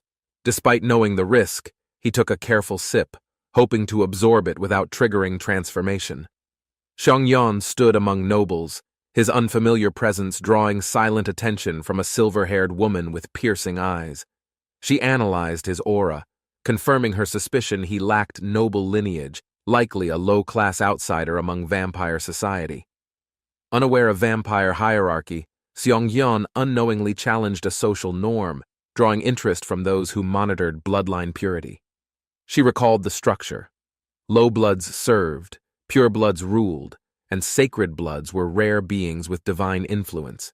Surrounded by aristocrats, Xiongyan realized his mistake. He had entered a domain where submission wasn't optional, but enforced. A high-ranking vampire entered with deliberate steps, drawing attention as the chamber fell into sudden silence. He addressed the gathering formally, announcing the start of an urgent matter involving the sacred vampire relic. Farita, a pureblood, confirmed the relic. The immortal king's fragment was lost after being transported to this city. Tiapol added that its trace had vanished completely. suggesting the culprits might already be hiding among them. Xiongyan overheard the revelation, startled. The fragment's name alone hinted at something ancient, powerful, and extremely dangerous. Xiongyan recalled the skeleton warriors members of the Vow of the Abyss responsible for the fragment's disappearance. A citywide search began. Everyone was assigned patrol zones, ordered to report anything unusual or threatening immediately. Xiongyan and his companion roamed sunlit alleys, struggling under cloaks to shield their skin from the heat. Even high-ranking vampires joined the investigation, showing the urgency. No one was allowed to slack or complain. Nearby, a cloaked figure whispered about our fragment, revealing a possible traitor already hiding among their ranks. Two cloaked figures tracked rumors of the fragment's location, suspecting it was stolen by hidden enemies nearby. A rogue vampire revealed himself, energized by dark magic, hinting he encountered someone protecting the sacred fragment. During a skirmish, one vampire grabbed a suspect, demanding to know the current location of the fragment. The girl laughed off the threat, claiming she was insignificant, merely a disposable pawn in their hierarchy. Elsewhere, a boy with sharp eyes muttered privately he might have seen where the mysterious fragment ended up. Inside a tavern, the boy leaned forward, revealing he might know the immortal king's fragment location. His claim shocked the group. Word spread fast as disbelief echoed through the quiet town at night. The night grew tense as the boy confirmed he might have knowledge about the immortal king's fragment. Sitting with others at a food table, he began recalling details from a job years ago. He remembered working near graves, where strange visitors from Varkolak frequently gathered every Friday for unknown reasons. These visitors, always robed and silent, would head toward the stone chamber without speaking to anyone else. Every time they arrived, dark energy surged from below, signaling something powerful hidden beneath that chamber. The cloaked man confirmed the cemetery's link, explaining his earlier warning to avoid that dangerous area. Thanking the boys for their help, he stood quickly, instructing them to stay hidden and safe. As he turned to leave, one boy grabbed his hand, sensing something strange he couldn't ignore. The boy hesitated, then admitted the man's scent didn't match what he remembered from earlier encounters. With a sly smile, the man revealed he'd been disguising himself, but the boy saw through it. Startled by his realization, the boy panicked, unsure how to respond to a vampire's disguised presence. Sensing the boy's discomfort, the vampire gently offered reassurance, but the boy's next words shocked him instead. Nervously, the boy stretched out his arm, offering blood as a gesture of help and trust. He clarified not to take too much, whispering that just a little would probably be enough. Before the vampire could react, his friend smacked him, furious at the absurd and dangerous suggestion offered. The vampire acknowledged the boy's tip, realizing the described cemetery might hold more than just memories. As night deepened, the group departed toward the cemetery, unaware that events were already spiraling out. A scream pierced the night air near the graves, confirming something terrifying had already begun beneath ground. Inside a crimson-lit chamber, a man emerged, ordering someone to stand properly and show their strength. With a smirk, the man flicked his fingers, ready to confront or test the intruding presence. Determined to act, the young man gripped his sword tightly, eyes locked on the vampire's stance. With a shout, he charged forward and swung fiercely, hoping to land a critical blow first. The vampire blocked easily, unfazed, commenting on the boy's crude attack with a smirk of disdain. Tentacles of blood lashed out, wrapping around the boy's body, forcing him to drop his weapon. He screamed as blood tendrils pierced and pinned him midair, overwhelmed by the vampire's ruthless counterattack. The boy, bound by blood tendrils, screamed in horror, knowing he couldn't escape the vampire's grip. Another captive screamed in agony as blood erupted from his body, adding to the ritual's growing intensity. The vampire yawned with disinterest, muttering that the current offering lacked excitement and wasn't worth the effort. Irritated, he commanded his followers to remove the victim and bring someone stronger for the blood rite. Obeying without hesitation, the underlings acknowledged Lord Tiapol's order and began clearing away the fallen sacrifice's body. While dragging the victim away, A servant froze in confusion as unexpected movement stirred from the shadows. Dozens of skeletal warriors erupted from the floor, ripping through blood tendrils as they attacked without hesitation. The chamber echoed with shrieks as the skeletons overwhelmed vampires, catching everyone off guard with their sudden emergence. Tiapol shouted in disbelief, demanding an explanation for the undead's presence within his tightly controlled sacrificial grounds. His servants charged forward, ordered to eliminate the advancing skeletons before they disrupted the entire blood ritual. A hooded skeleton emerged among the summoned dead, radiating authority as the others instinctively formed around him. One vampire demanded to know his identity, questioning if he served the vow of the abyss. Suspicious of how this intruder entered unnoticed, he stepped forward, ready to confront the unknown necromancer directly. The cloaked skeleton silently raised a sphere of energy, ignoring the questions and preparing to attack instead. Realizing communication was useless, the vampire prepared for combat as the undead launched themselves toward him without mercy.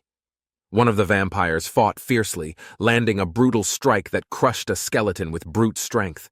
He unleashed a sweeping slash, cutting down the advancing undead, refusing to be overwhelmed by sheer numbers.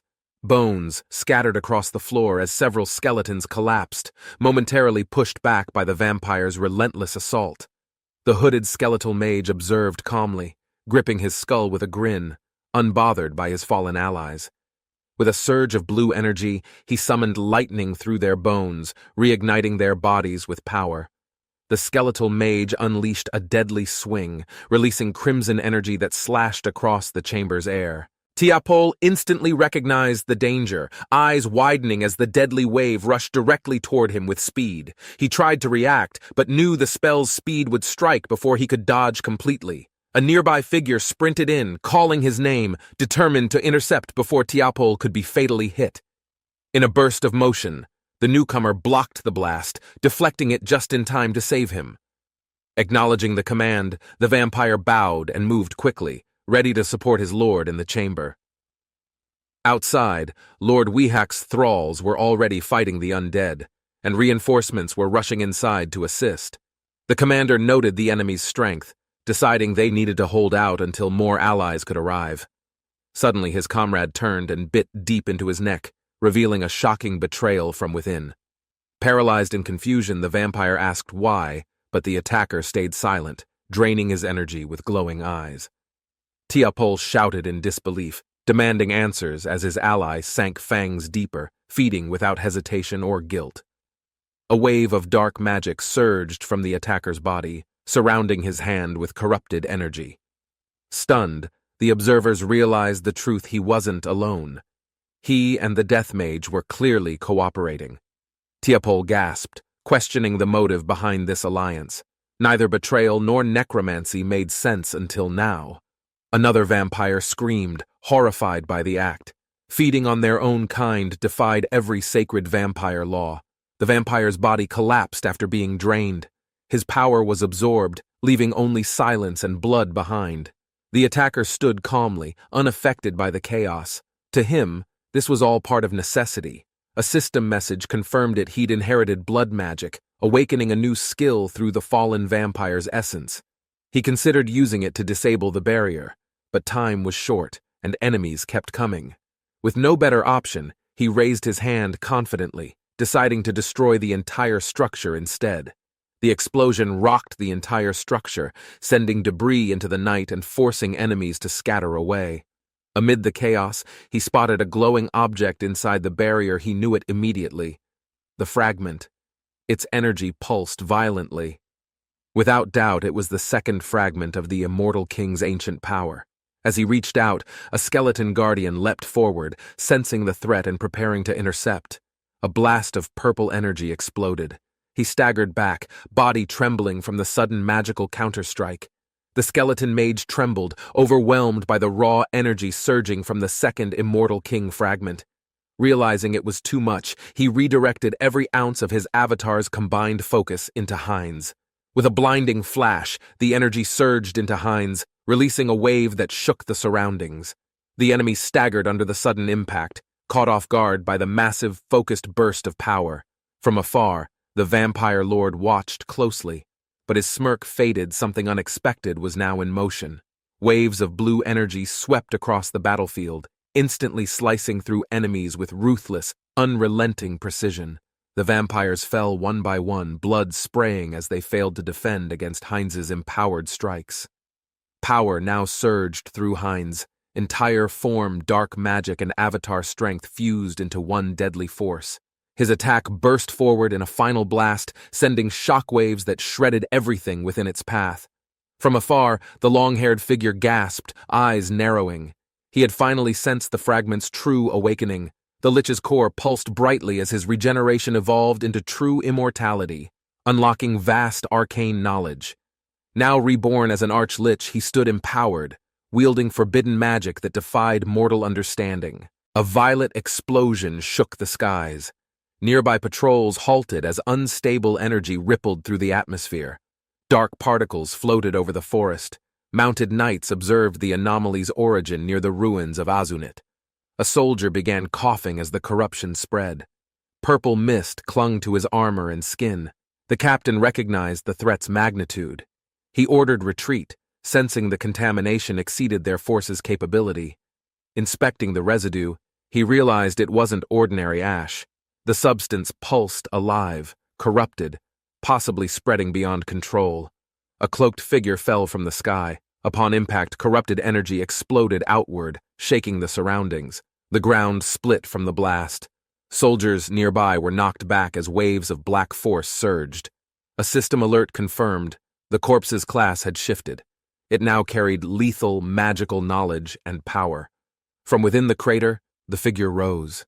His skeletal form pulsed with stored, forbidden magical energy. Identified as a threat, he awakened completely, enveloped in raw essence extracted from ancient dark rituals. The revived skeleton approached a stunned knight, its hand glowing with dark energy ready to strike. With sudden speed, the skeleton launched upward, releasing black smoke that quickly engulfed the entire battlefield below. Warwick's subordinates panicked as the smoke thickened. Visibility dropped and the enemy's movements became unpredictable. Warwick tried issuing a retreat, sensing danger. But before he finished, something moved within the smoke. A shadowy hand grabbed his officer. Screams echoed as the soldier was dragged into the darkness.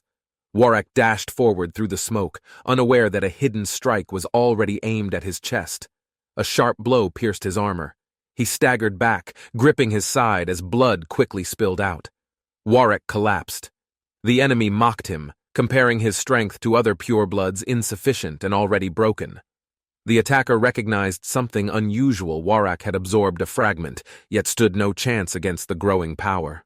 Warwick smirked despite injury, hinting at a secret. He prepared to reveal the truth behind his endurance. Warwick hissed in pain, but before he could act, the enemy delivered a sudden lethal strike. His body dropped lifelessly. The victorious figure stood tall, triggering an evaluation sequence from the system interface. The system confirmed, target eliminated, combat data collected. A class upgrade for the avatar was initiated. Now classified as a higher-level predator, the avatar declared his next objective extermination of remaining vampire purebloods. Far off, a scout spotted the sky turning dark. The enemy's power had already begun expanding. The scouts regrouped near the forest edge. A woman assessed the situation with calm precision. She noted Lord Warwick's failure, realizing their enemy possessed strength that couldn't be dismissed or underestimated. Their opponent's mana density was overwhelming. Even the Guardian's output hadn't matched the rising power surge. She ordered retreat to the vampire headquarters, knowing reinforcements were necessary to counter the dark threat. Elsewhere, a runner rushed through city streets, breath short. His frustration boiled with each heavy step. The messenger reached safety, exhausted and bitter. He regretted trusting warriors who overestimated their strength badly. As he turned, a shadow struck. Dark magic restrained him before he could escape or call out. Heinz eliminated the remaining Varkolak agents scattered throughout the city, one ambush at a time. Meanwhile, Heinz allied with Diana's group, helping them prepare supplies and escape the city quietly together. Later, Heinz revealed something new, an artifact pulsing with energy, marking the beginning of their next objective. Diana and her brother cheered as warm meals were served. Relief brightened their previously anxious faces. Heinz encouraged them to eat. After days of fear and running, safety finally felt real again. He watched quietly, realizing how much the escape had helped ease their tension and lingering trauma. Heinz asked about their destination. The boy mentioned relatives running a shop in a distant city. He added uncertainly that their uncle might not be pleased, but he still hoped for welcome. Heinz reflected silently, feeling unexpected attachment to the children. Parting ways began to feel difficult now. He thought back, realizing how much had changed. Emotions he'd forgotten were slowly returning to him. Lost in thought, he didn't notice Diana calling out. Her voice snapped him back to reality. Concerned, the boy asked if Heinz needed blood, noticing his silence and the weariness in his eyes. Heinz reassured them with a faint smile, appreciating their kindness more than he could easily express. Under moonlight, the group rushed to store weapons inside a glowing, sword-based pocket dimension. Heinz noted its usefulness. Despite its compact entrance, the dimension seemed limitless in storage capacity. A skeletal figure observed, impressed. His dark knowledge and ancient wisdom made dimensional theory easier to manipulate. He believed with more refinement he could eventually summon this dimension freely even on Earth. Before more could be said, an attacker struck. Red tendrils whipped through the air with force. A vampire emerged from the shadows, wounded but confident, revealing a blood-soaked blade and steady glare. He mocked his opponent, suggesting underestimation. His identity as Kvol Brokoslak, a true blood, was now revealed. Heinz embraced the misconception, claiming full allegiance to the abyss. The misdirection suited his mission well. Kvol accused Heinz of stealing the fragment, suspecting betrayal within the hidden ranks of the abyss. Without waiting for response, Kvol lunged. A crimson blade swung downward, aimed with precision to confirm suspicion. Kvol charged in swiftly, his crimson blade cutting through the air, aiming to end the fight. Heinz barely dodged, but a shallow slash landed across his side, blood splashing from the sudden wound. He twisted midair, evading a fatal follow-up. The vampire's attack speed was faster than he'd anticipated. Landing hard, Heinz clenched his ribs. That strike had nearly killed him an inch closer, and fatal. Kvol stood steady, impressed. He acknowledged Heinz's durability but confirmed the immense difference in raw strength. Heinz landed firmly, activating a red barrier. Escape routes sealed, the confrontation entered its final phase. He mocked Kvol, revealing elite blood mages had reinforced the space, creating reinforced magical boundaries. Though Heinz could escape, he needed more time to stabilize and control his newly awakened strength. To accelerate recovery, he declared his plan: extract Kvol's soul and claim the fragment hidden inside. Realizing conflict was inevitable, Heinz grinned coldly. He accepted the fight as a necessary next step. Heinz smirked, declaring his exit. He promised to return stronger and personally hunt them down next time. He vanished inside a surge of magic. Bold words marked his retreat, full of theatrical flair. The vampire guards watched, confused. Kvol muttered that the exit lacked elegance despite the flashy effects. They stood stunned. None of them could explain how Heinz bypassed reinforced magical restrictions so easily. Kvol slammed the ground in frustration. Heinz's escape defied logic, leaving him both insulted and deeply suspicious. A heavy thud interrupted the scene. Kvol turned sharply, noticing a fresh wound on his ally. The arrow embedded in the body radiated divine energy. Kvol recognized it instantly: Paladin weaponry, silver-based. One subordinate shouted in panic, warning that external forces had breached their defensive perimeter without detection.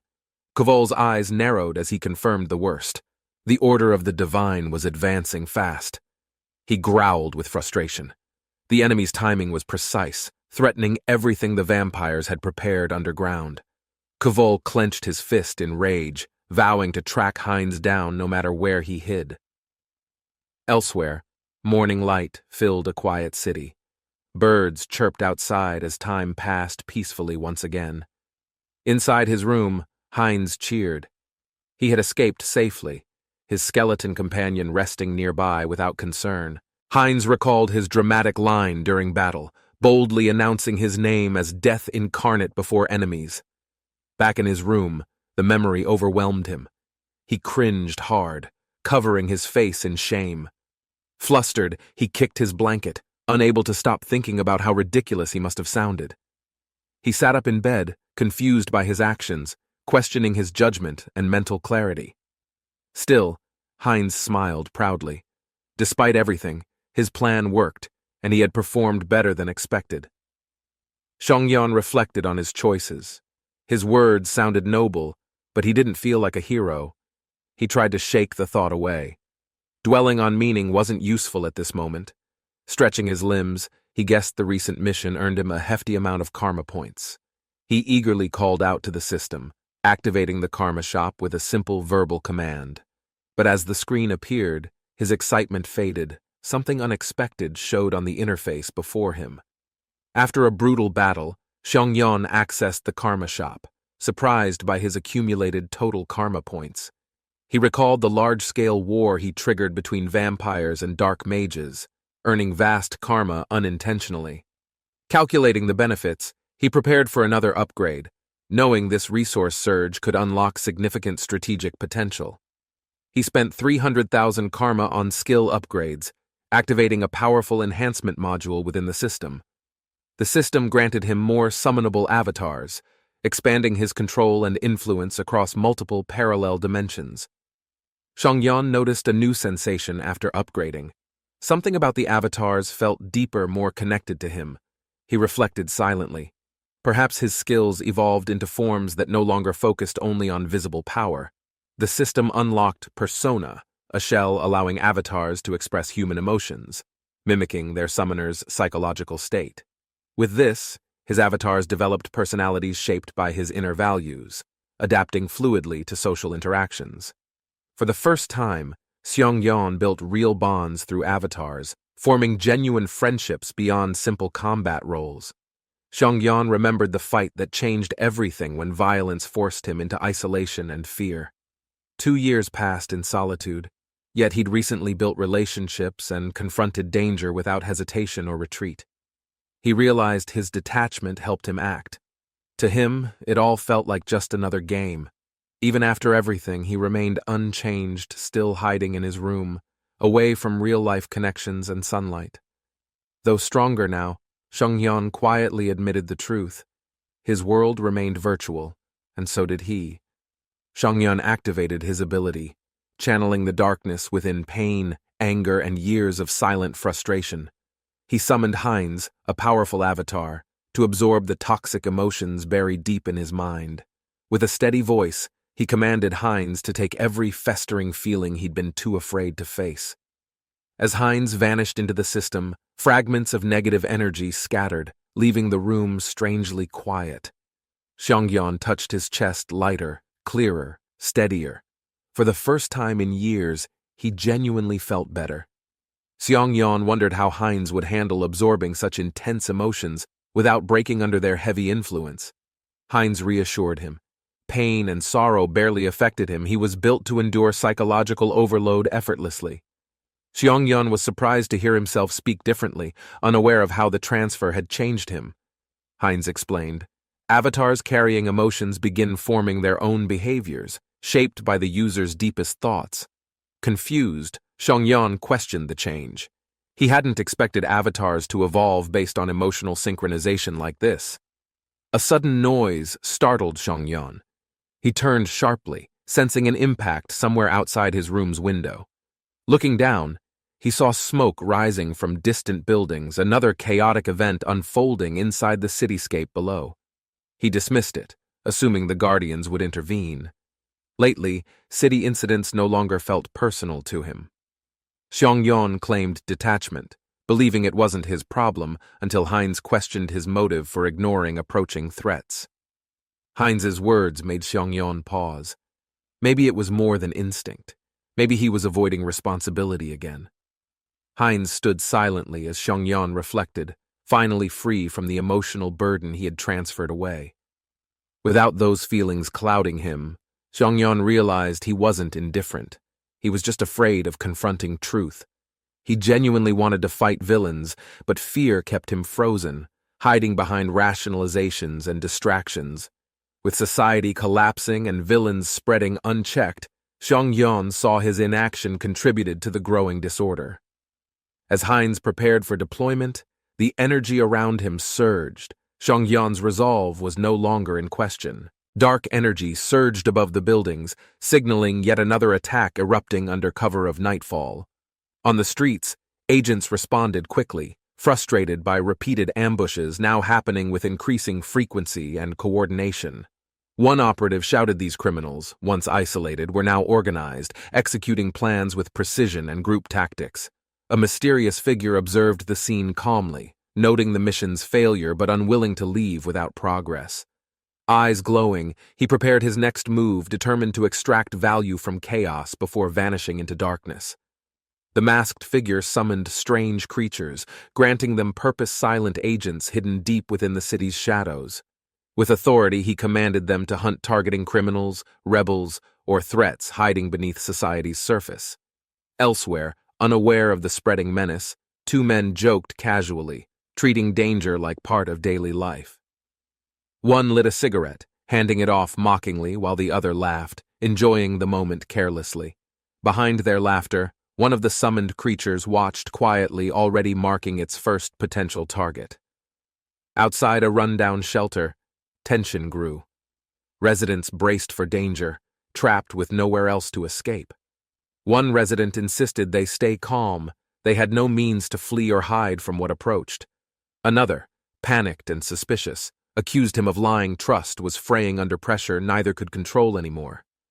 Suddenly, a summoned entity smashed through the wall, entering with precision, tracking its chosen emotional signal. A masked agent stepped forward from the shadows, grinning slightly. His arrival marked the end of hiding. Inside the shelter, a masked intruder prepared to strike, heavily armed and driven by violent intent. Suddenly, light burst in. The agent's face appeared, announcing judgment on everyone inside, regardless of status. He declared them scum unworthy of mercy, not villains, but weak, cowardly people who would be punished severely. His punishment, he said, would be unforgettable terror, something worse than pain, something none of them could escape. Without hesitation, he seized his victims, enforcing his twisted justice as fear spread rapidly through the shelter. The masked agent subdued the target with ease, radiating control as energy pulsed through his grip. He warned the group sternly if evil resurfaced within them, he would return without hesitation or mercy. Even those watching trembled as he silenced another threat, enforcing fear with brutal, decisive force.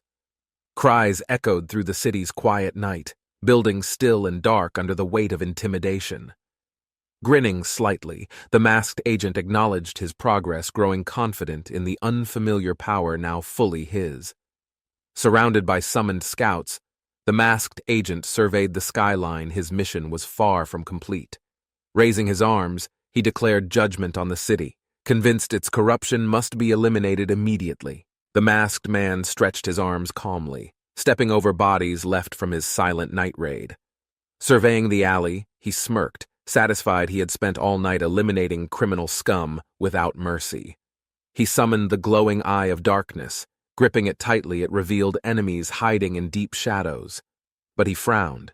In daylight, the orb weakened and cracked. Its magic couldn't survive the sun. He sighed. Raising undead here would draw attention. He needed a better plan, one far less obvious.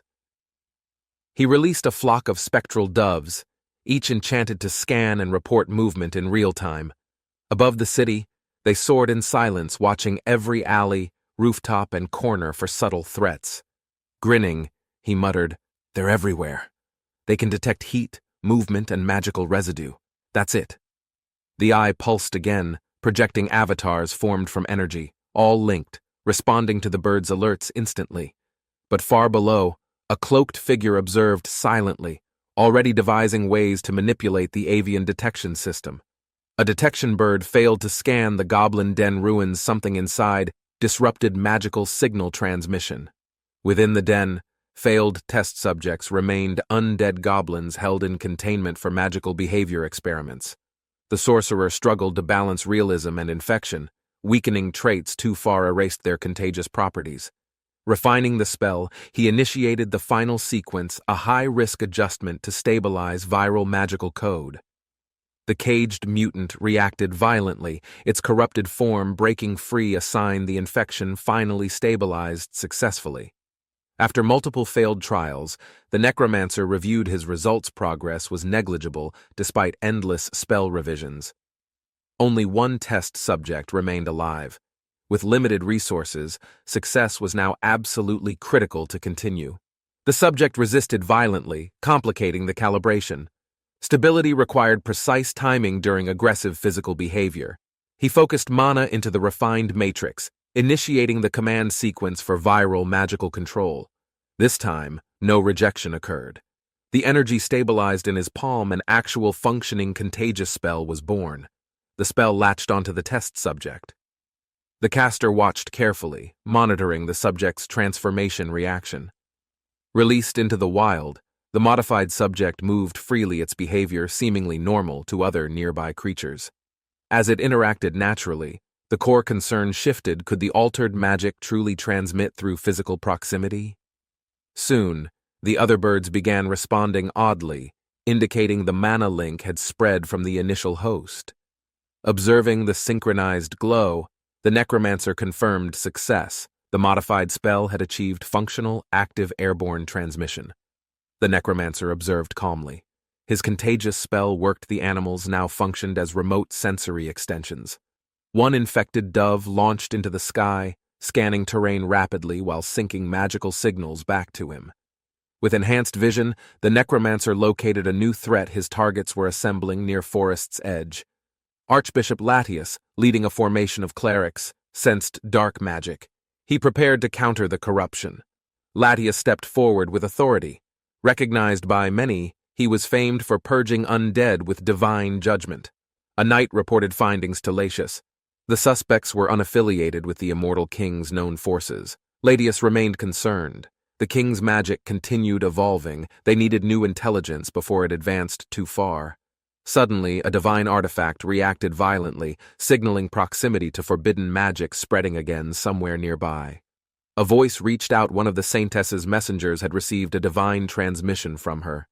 Inside a grand sanctuary, the saintess declared gravely she had detected the immortal king once more. Latius paused in solemn prayer, seeking divine guidance as dark magic continued spreading without restraint. Meanwhile, the cursed goblin den remained quiet, its corrupted energy masked beneath the forest's natural camouflage.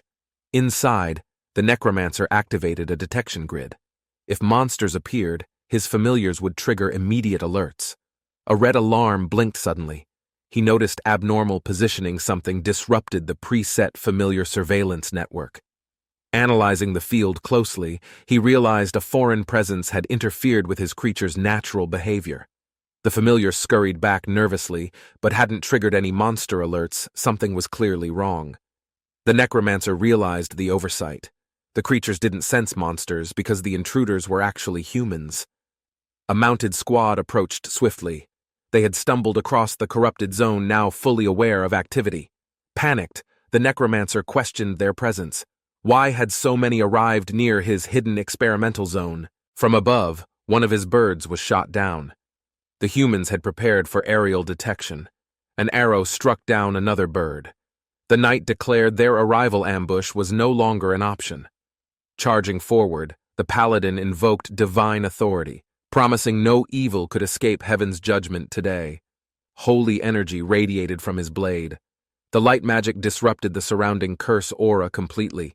The necromancer recognized the insignia, a trained paladin from Vrosklas, one of the elite order branches.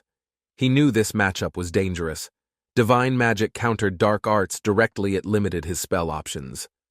A radiant strike flashed. The paladin landed first, instantly closing the distance between them.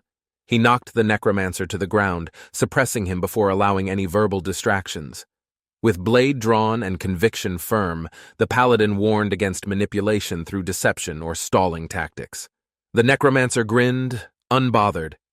He decided to delay just long enough to enable his escape strategy. While pretending to surrender, he suddenly released a magical blast, attempting to disrupt the paladin's stance. The paladin charged with divine fury, unleashing a radiant slash that illuminated the entire battlefield. He declared no shadowy trick would ever mislead a true servant of the celestial order.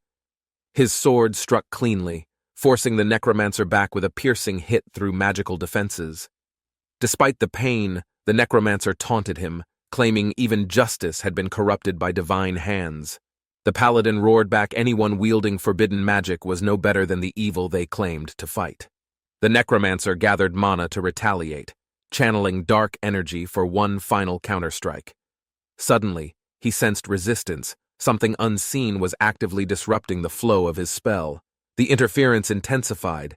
He was struck hard before completing the cast. His focus shattered instantly. Slamming into the ground, he realized a barrier had been subtly weakening his magic all along. Paladins surrounded him with divine chants. Ready holy spells were being prepared to cleanse him completely. The choir raised their voices in unison, unleashing divine resonance meant to suppress unholy forces. The necromancer winced, harmonic frequencies tore through his defenses. The divine hymn weakened him faster than expected. He realized the cause. Killing the singers would stop the song, but they were non-combatants. Bound by his own twisted morals, he hesitated. He couldn't strike innocent members of the sacred choir. Before he recovered, a paladin charged through the divine mist, landing a direct, brutal holy strike. The paladin rushed forward again, seizing the moment while the necromancer remained dazed from the hymn. With a firm command, he ordered the sacred choir to bind the enemy using divine restraints. Realizing the danger too late, the necromancer cursed under his breath. Escape was now nearly impossible. Chanting together, the choir summoned radiant chains that formed mid-air and rapidly wrapped around the target. Struggling against the glowing binds, the necromancer gritted his teeth. He had clearly underestimated their coordination and strength. Chains burst through the sky, binding the masked figure mid-air as soldiers encircle him with fierce determination. His limbs strained against the magical bindings, unable to move or cast a single spell in response. The hymn echoed powerfully. The soldiers chanted in sync, channeling energy to strengthen the chains around him. From above, the knight stepped forward, sword ready, stating they had prepared meticulously just to capture him. The masked figure glared downward, still suspended, as the knight warned no evil had ever escaped alive. The knight froze in surprise, eyes widening as he sensed a sudden shift in the masked figure's aura. The masked enemy rejected negotiations, shrouded in swirling dark energy, preparing to break free with overwhelming force. Chains shattered mid-air as he declared his departure, daring the knights to chase him if they could. One knight stepped forward, sparks dancing around him, refusing to let the enemy flee without a final fight. With explosive power, he launched upward through golden light, swearing the masked enemy would never escape again. The masked figure channeled energy through the chains, dark power coiling as he prepared his final move. "No matter how strong the binds are," he muttered, triggering a violent burst of light from within. A thunderous flash engulfed the sky. Knights flinched, and one shouted to release their teammate immediately. The knight knelt, stunned, unable to comprehend how the enemy disappeared right in front of them. Far from battle, the man reappeared in bed, breathing heavily, acknowledging the escape had complicated things. Back in his room, he rubbed his head, wondering if his actions had drawn too much attention. Dark cults stirred, skeletal armies and robed necromancers gathering under banners sworn to ancient and vile pacts. The vampire clan Brokoslak, fierce and bloodthirsty, had also begun to move after sensing his strange activities.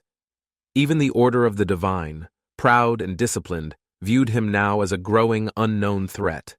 Realization struck he wasn't just a player anymore. He had become a problem to every powerful faction. He studied the glowing interface, finally understanding why his karma points had been rising so rapidly lately. It was all connected to one thing. His actions had triggered widespread shifts across the entire realm.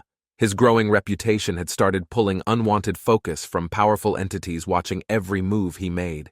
He exhaled, brushing the concern aside, deciding other priorities needed attention before worrying about realm-wide effects. With the screen fading, a new presence emerged in darkness, hinting another danger was just beginning. Two cats clashed near a strange box. one already possessed by dark magic, fangs glowing with red light. A voice explained, each infected creature would spread the curse further by contact, like a living conduit. As darkness surged, more animals transformed, glowing eyes marking them as extensions of their master's will. A shadowy figure watched Soul from afar, confident his spreading network would soon cover the entire city. One of his infected minions paused, alerted by a disturbance the enemy may have noticed too soon. A dimensional surge activated a hidden beacon. Shongyon's avatar detected it, alerted by the intense energy spike. He approached a sealed holding cell, light flickering. Inside, a girl crouched, bruised, frightened, watching through the bars. Noticing her condition, the avatar assessed the situation. She had clearly been imprisoned and neglected for days. Sudden movement caught his attention. Someone else was approaching the cell, heavy footsteps echoing across the corridor. A second avatar phased in, assessing the threat. Their objective now clear: rescue her without being detected. The girl spotted a figure outside. She rushed to the bars, hoping for immediate rescue help. Before she could speak again, a sharp noise cut through. She was yanked back with brutal force. Her captor grinned, unmoved by her resistance. Her voice meant nothing inside this sound-proofed, hidden basement. The energy barrier pulsed outside, isolating the cell. No sound escaped beyond the shimmering magical veil. He tightened his grip, dragging her forward. A camera waited. This was a show for one. The captor raised his arm to strike her down, unaware of the sudden shift behind him. A powerful force shattered the cell's barrier. The attacker froze, stunned by the sudden impact's destruction. Turning around, he saw a figure stepping through the broken entry, an unfamiliar man with unreadable intent. He tried analyzing the intruder's presence, concluding the ability involved concealment and audio interference to infiltrate silently. Still smirking, he declared immunity. "Your tricks won't affect me," he said, confident in his mental shield.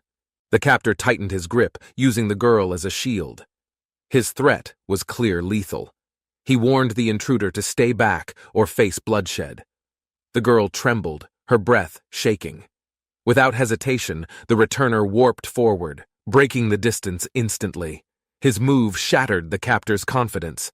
The villain reeled back, recognizing his enemy's power. "A returner?" he spat, enraged by the interference. Fueled by rage, the captor lunged forward, determined to kill them both before losing control again. The captor launched a desperate attack, slashing downward, aiming to turn the tide through sheer violence. Chains of energy caught his limbs mid-strike. The returner had prepared a magical restraint trap beforehand. Paralyzed, the captor stood frozen. The returner closed in, ready to extract evidence using skill-based magic. Dark magic surged from the returner's hand, replaying echoes of past murders committed by the captor. Horrifying memories surfaced, clear proof of serial killings.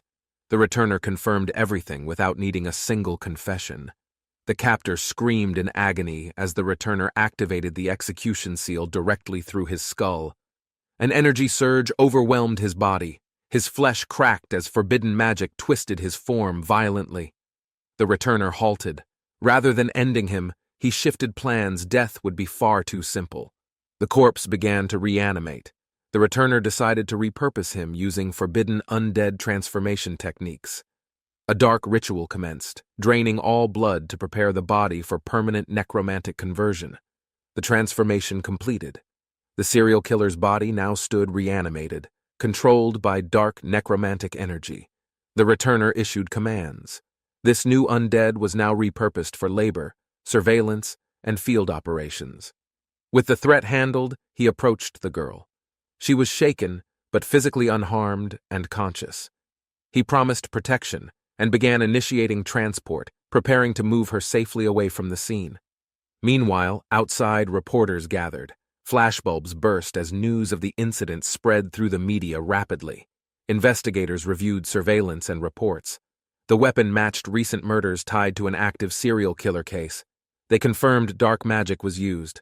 A powerful individual had eliminated the target before police arrived. Forensics confirmed the suspect's death. The officers discussed relief. One less dangerous criminal remained on the streets. Despite the outcome, concerns grew. Unauthorized use of powers meant vigilantes could also become serious future threats. Elsewhere, the returner listened quietly. The word justice disgusted him. His methods were never about their approval. As the masked figure vanished into the sky, authorities questioned his identity and growing public influence. Far above, the returner observed everything in silence, waiting patiently for the day confrontation became necessary. Morning arrived at the Korea Returners Association, Southern Branch. A new assignment was already in motion.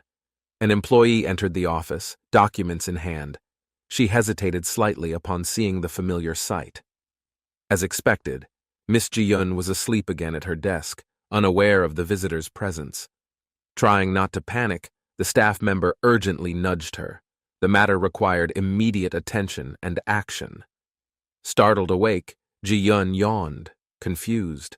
The document handed over was a formal cooperation request from headquarters. Ji-yun reviewed the request details. The case involved a dark mage, possibly linked to recent killings. The report described a masked man in a long coat, matching previous dark mage activity patterns. With few resources, Ji-yun suggested using the suspect's strength rather than pursuing him as an enemy.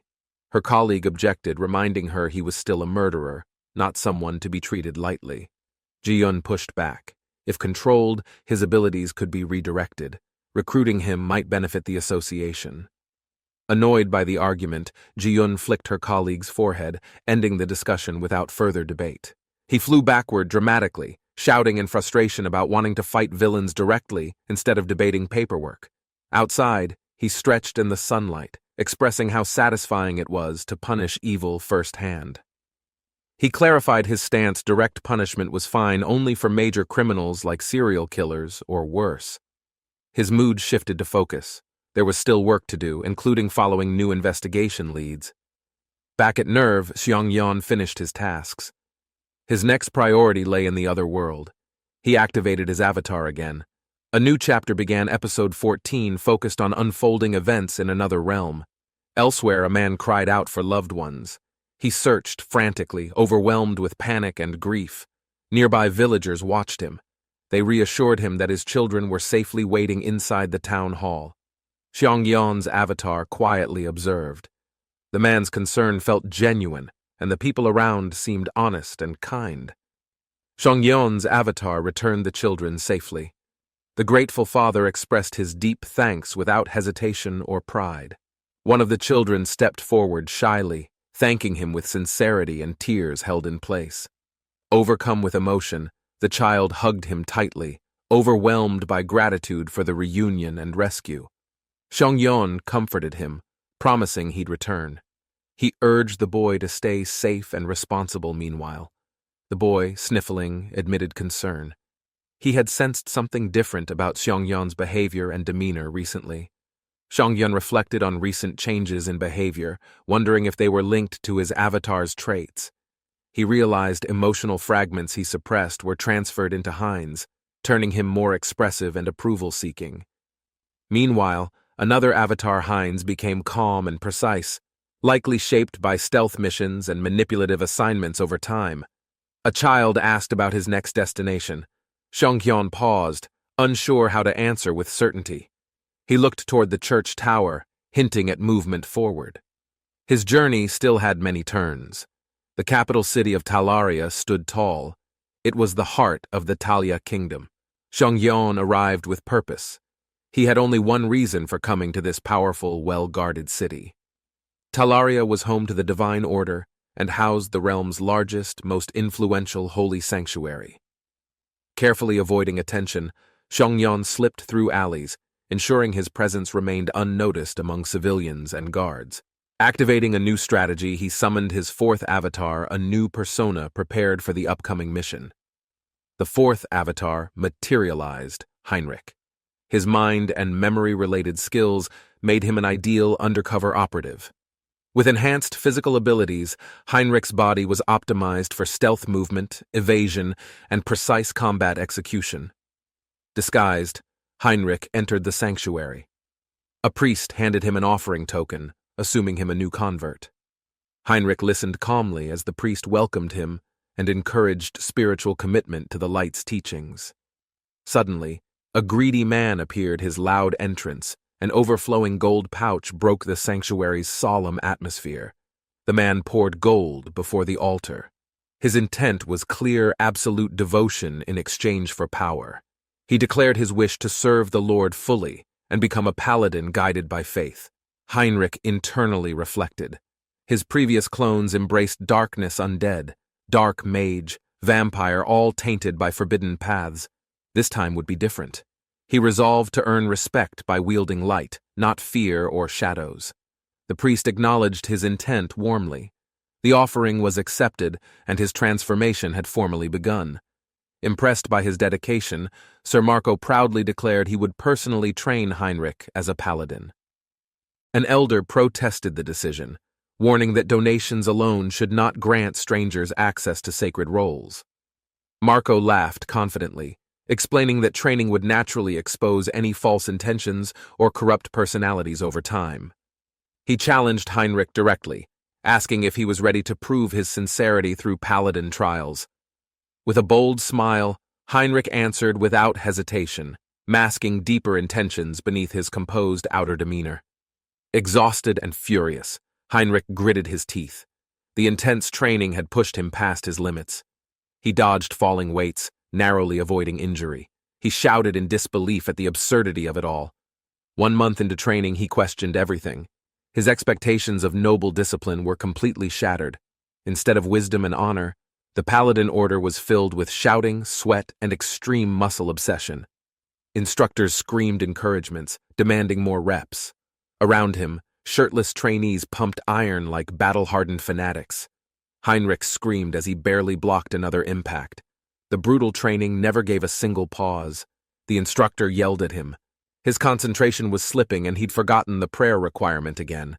Heinrich quickly responded, shouting his obedience. There was no room for rest, only discipline and relentless effort. The instructor demanded louder prayers. Heinrich repeated divine chants while struggling under weights and overwhelming fatigue. He cried out, invoking healing prayers mid-training, desperate to endure the punishment while his body trembled.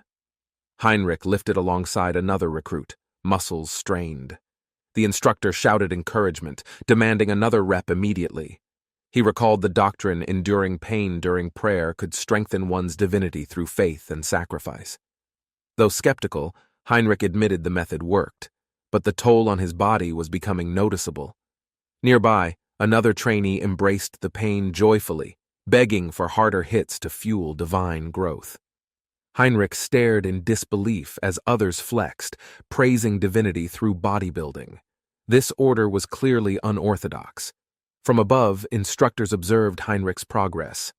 They were impressed by his physical strength and rapid adaptation. Despite lacking baptism, Heinrich's body already surpassed expectations. His shoulders and legs had developed significantly. Excited, the trainers speculated how much stronger he'd become after his official induction into the order. Heinrich, frustrated, noticed their intense stares.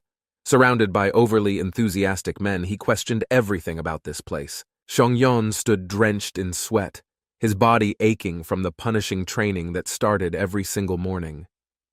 3 months into paladin training, his body endured torment, surviving only because of his powerful regenerative physique.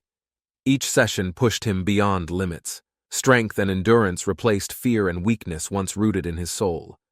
Despite visible gains, Xiongyan sensed imbalance in his progress. His upper body lagged behind lower strength development. Before he could recover, the instructor redirected focus, dragging him into chest training to correct physical disparity.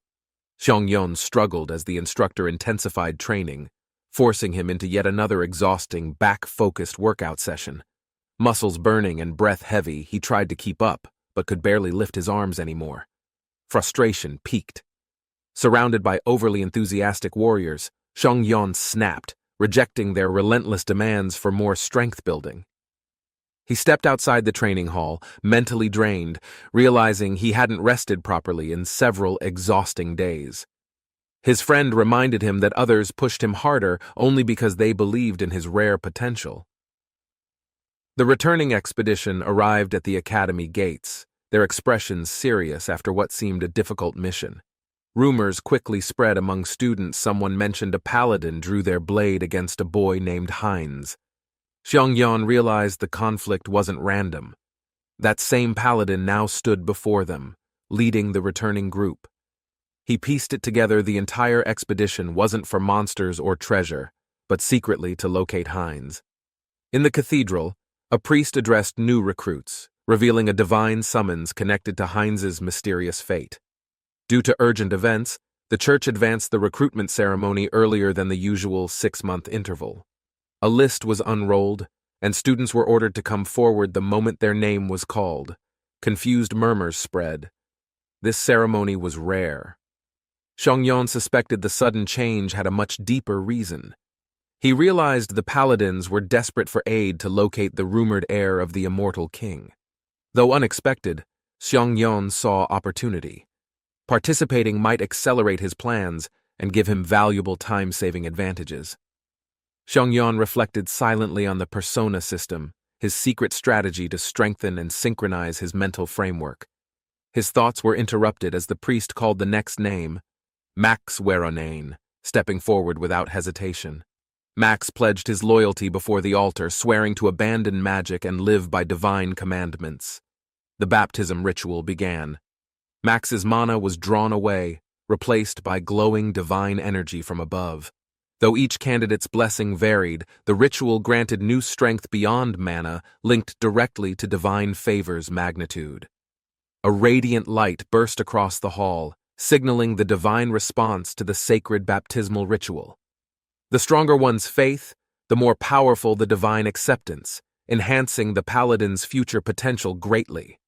As Heinrich was called next, Xiongyan recalled his purpose and moved forward to face his decision.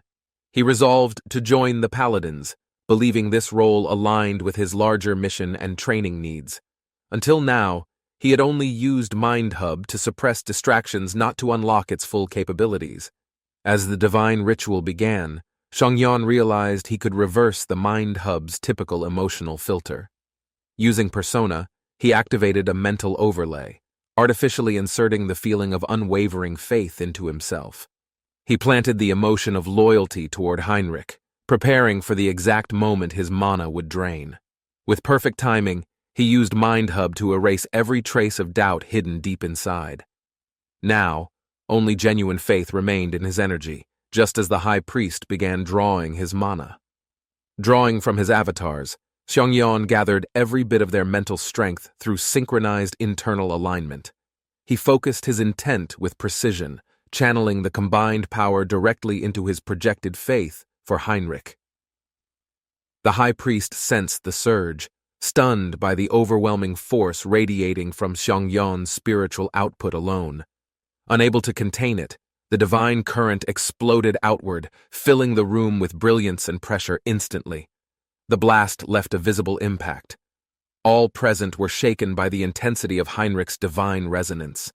Gasps echoed through the hall as astonished knights noticed the divine light rising beyond all expected limits.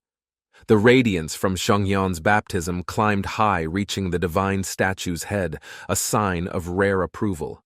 Heinrich was no longer just a recruit, he had become a figure worthy of true reverence. The high priest praised him, noting his display rivaled that of clergy with decades of devoted service. Bowing respectfully, Xiongyan acknowledged the priest's blessing, silently committing to carry out his mission with unwavering resolve. The system confirmed his success. Holy baptism enhanced the connection between Xiongyan and his distributed avatars.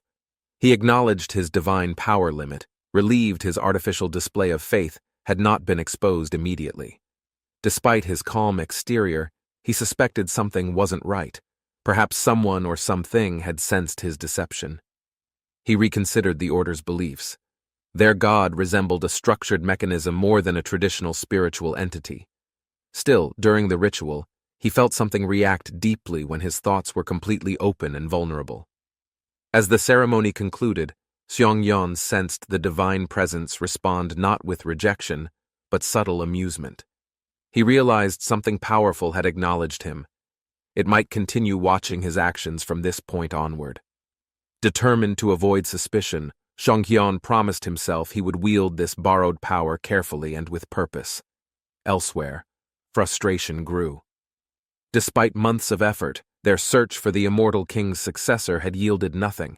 Political support weakened. Even allied nations like Talon now hesitated to remain involved without results or proof. A commander updated the map. Despite months of travel, their expedition uncovered nothing of strategic importance.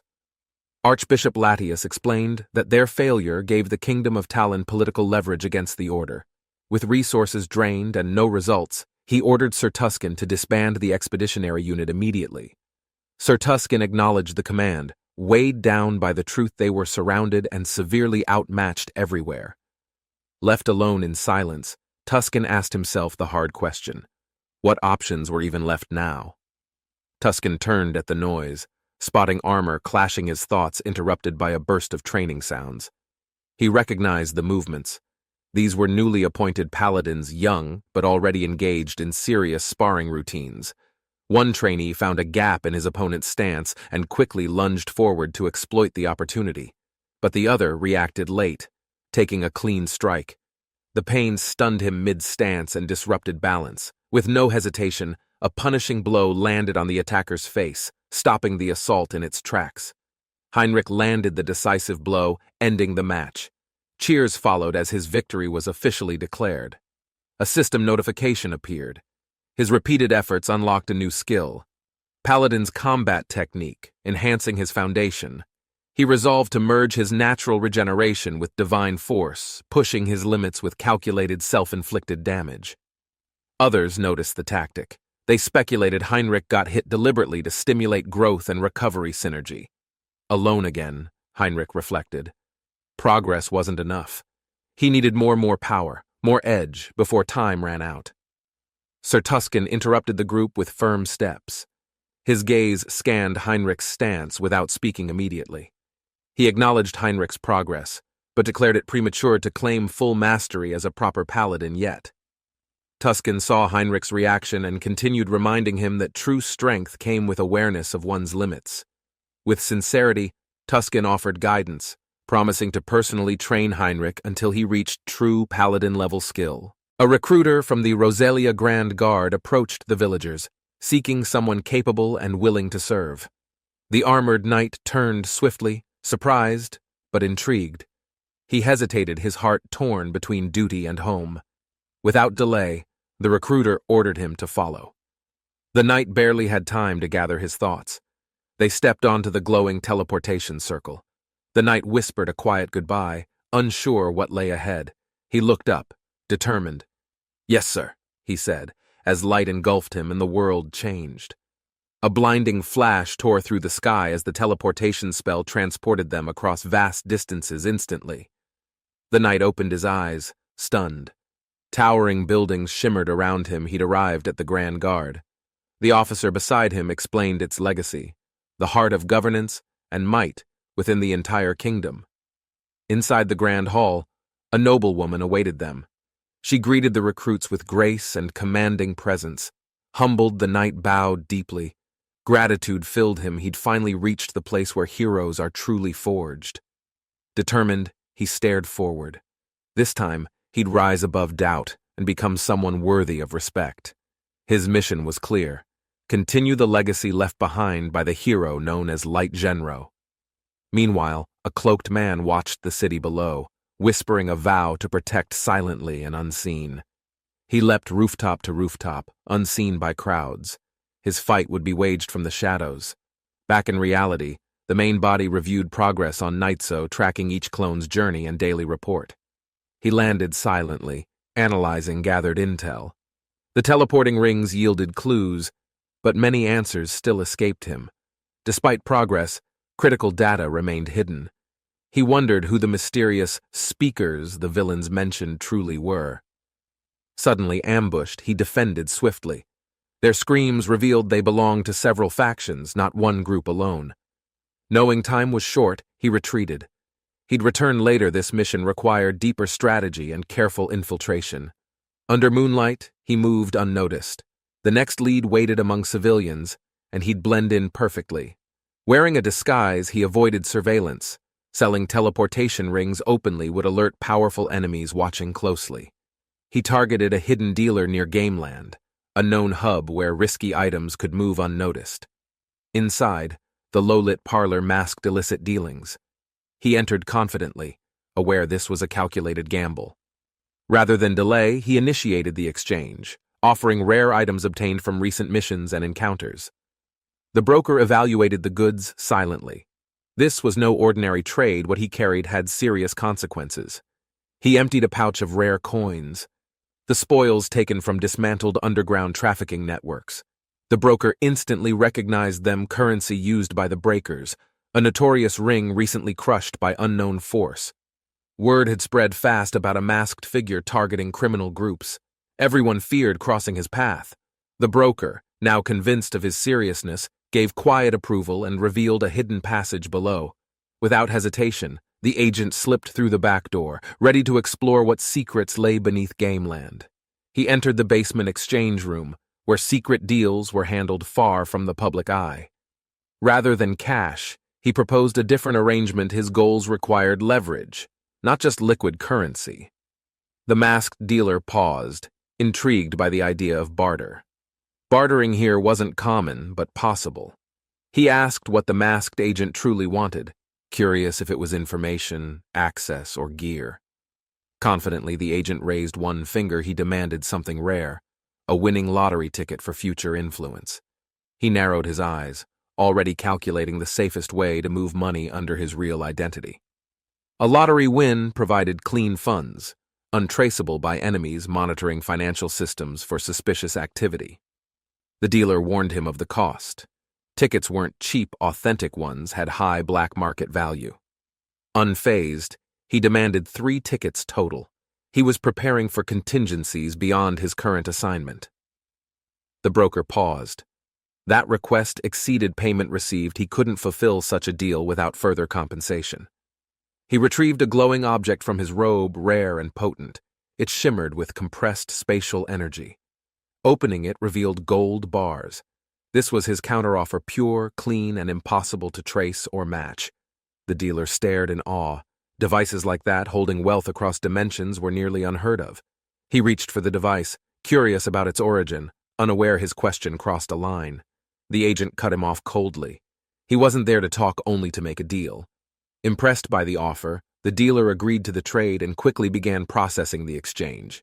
But as he handled the gold, a trace of aura caught his attention, an old presence. He confirmed it. Judeo's energy was faint, but unmistakable. The buyer was more than he claimed.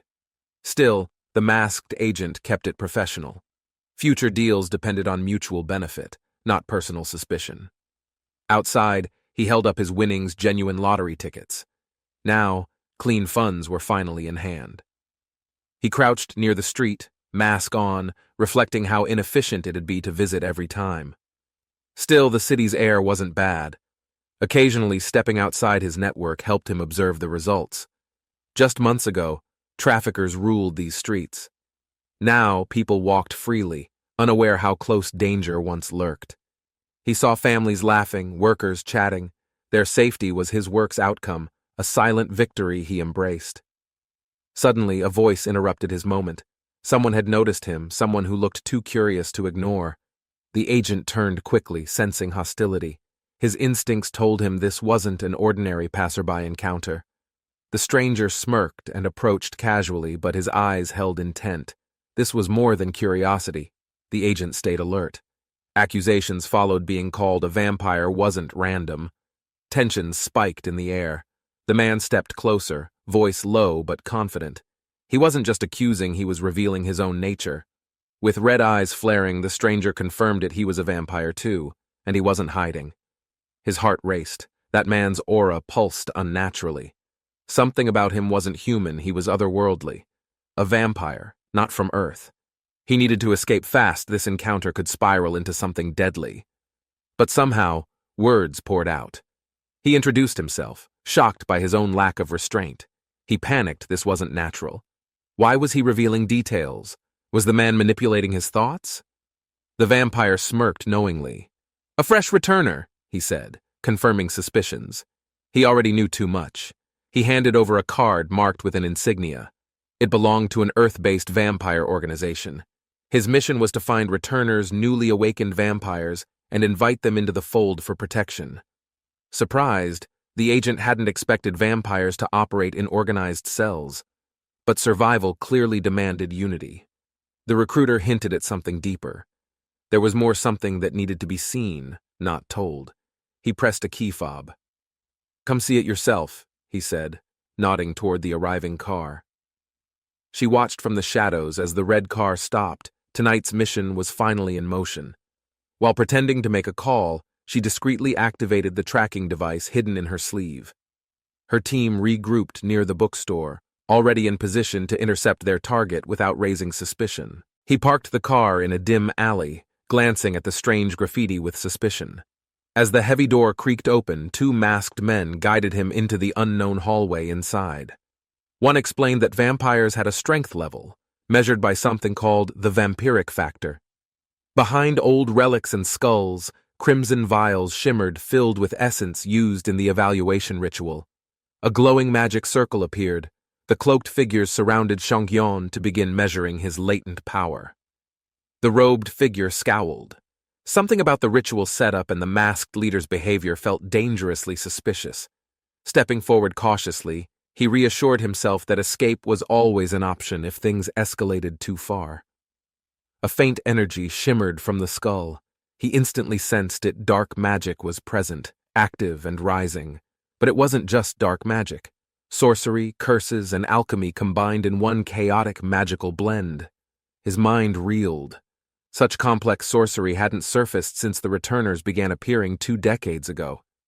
Different dimensions operate on separate principles, making it nearly impossible to merge energy abilities without instability. Yet somehow, the Blood Alliance combined multiple powers. Their coordination exceeded all previous expectations and assumptions. During the test, a hooded figure was asked to extend his arm without resistance for sampling. A sharp needle pierced the skin. Despite the sting, the subject remained calm, already familiar with pain. 5 red spheres floated from his blood. A tight orbit revealed strong synchronization. This meant he was level 6. The examiner confirmed strong regeneration and categorized him as level 5 or 6, comparable to purebloods. Relieved, the examiner admitted his concern had faded. No threat from a dimension previously unknown to them. With confidence restored, they prepared to begin the ritual. The subject would not need full limb removal. Dark energy swelled. The cult members positioned themselves in formation, chanting as red light filled the chamber. Suddenly, a spike of recognition struck the subject, confirming his suspicion that something far worse was underway. Sensing the danger, the man realized he needed to unsummon Hines before things spiraled out worse. Before he could act, gunshots rang out. Armed forces stormed the building, catching everyone by surprise. A lead agent shouted, declaring the vampire Gamma, level 6, was under arrest for internal crimes. He was charged with abduction and murder, serious offenses that shocked even his fellow Blood Alliance members. Feigning calm, Gamma smirked and mocked the agents, masking tension as the summoning circle pulsed behind him. The female agent confronted him. She had hoped the rumors were false, but the truth was undeniable. She ordered him to release the captive and surrender, refusing to back down despite the magical tension. Gamma sneered at her loyalty, dismissing her as a pawn, blindly following the Blood Alliance's doctrine. He argued vampires were superior in every aspect and questioned why they still lived under human command. She rejected his justification, silencing his rebellion with firm words, refusing to entertain any of his excuses. Gamma smirked confidently, brushing off her resistance. He hinted someone close to her might not be loyal. The atmosphere shifted. A sudden question implied betrayal. Confused, she turned. Something felt wrong behind her back. Without warning, Minyong struck her hard. The attack landed cleanly, shocking everyone, including their fellow squad members. A teammate shouted in disbelief, unable to understand Minyong's motives or reasoning behind the unexpected betrayal. Bleeding and stunned, she cried out, demanding to know why Minyong turned against her without hesitation. The man boasted of his status from another world, a noble ruler before arriving on this planet. Here on Earth, his reality had changed. He now lived hidden, working as a basement club bouncer. He claimed not all vampires shared Sora's privilege. Many struggled just to survive under alliance restrictions. Sora demanded answers, accusing him of kidnapping to raise forces against the Blood Alliance's power structure. Gamma dismissed her theory. His real motive was different, finding a new path to earn karma points. Red energy swirled violently.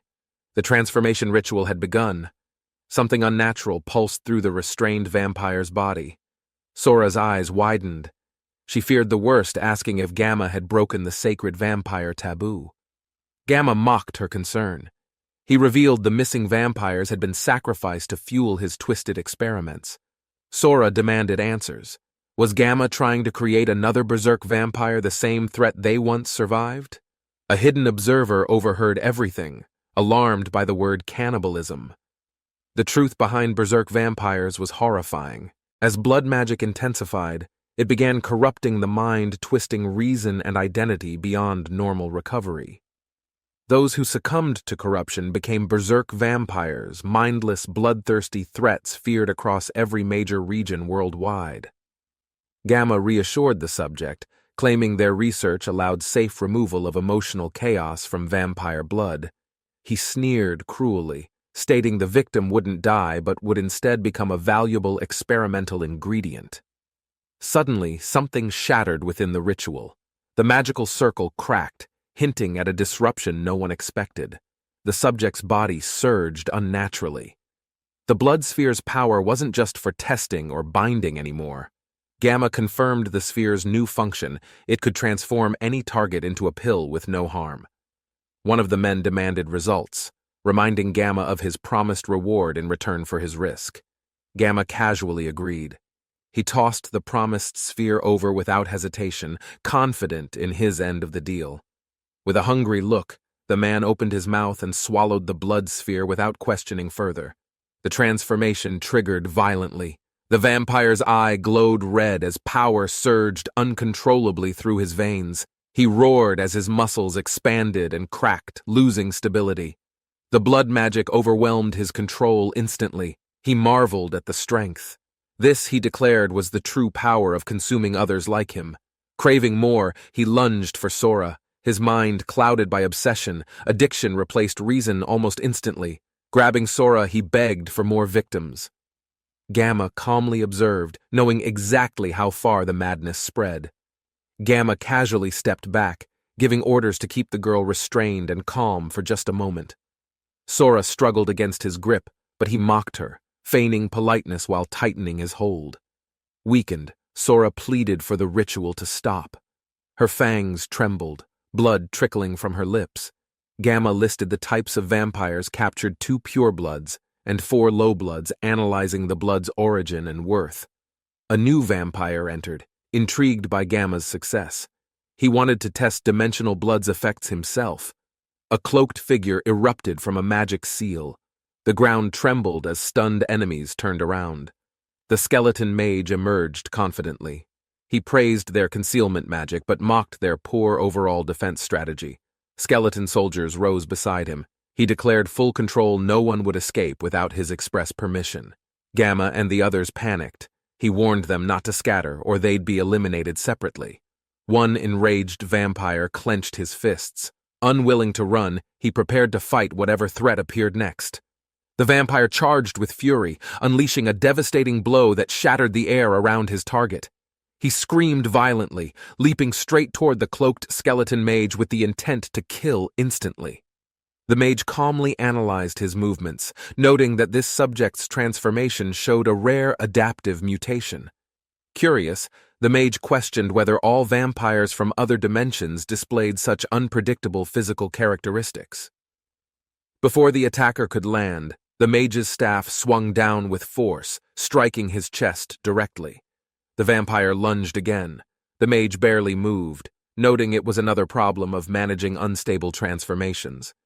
He dismissed the chaos as part of experimentation, just another risk when farming volatile vampires for energy. Meanwhile, the Berserk vampire smiled with bloodlust, declaring he had enough prey here to feast endlessly. Gamma noticed in alarm. The fool had started feeding on another vampire, something explicitly forbidden for their kind. Consumed by rage and madness, the vampire muttered he wouldn't stop, not after all his suffering and shame. The vampire absorbed more blood.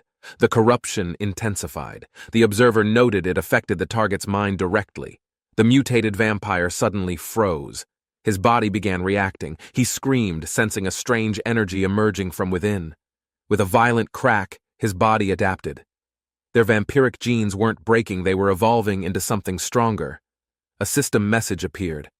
Hybrid evolution acquired every devoured vampire, now enhanced his power and merged abilities. Watching carefully, Gamma grinned. He admitted it was useful, but warned such power going berserk would be catastrophic. Cracks echoed from Gamma's fists. He decided the Blood Alliance was no longer needed to control power. With a sinister grin, he warned those who disobey would regret it more than they imagined. Behind him, twisted beings emerged.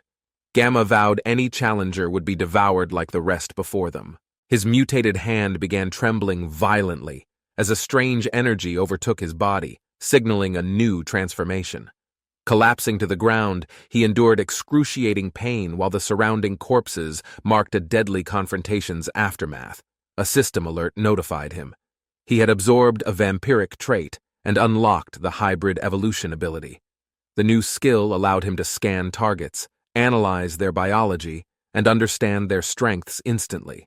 With hybrid evolution active, he could now steal vampire bloodline powers and claim every unique ability for himself. His body stood tall, unaffected by the corruption spreading. The mutation stabilized, resisting the usual mental collapse. Observers were shocked. Anyone else would have gone mad after absorbing that power, yet he remained completely sane. The ritual's chaotic energy swirled around him. Despite the backlash, his mind stayed focused and untouched. He approached the stunned enemy confidently. His control over the transformation made him even more dangerous now. The key to survival was mental discipline. He resisted the blood's influence by blocking out its lingering voices. His hand twitched unnaturally again. The hybrid evolution activated once more, unlocking a hidden survival-based ability.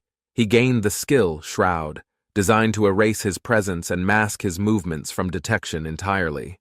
As enemies turned away, unaware, he silently moved forward, preparing to extract information from the fallen corpse. By touching the vampire's forehead, he accessed broken memories, flashes of experiments, facilities, and vague mission briefings. He glimpsed a name, Beta.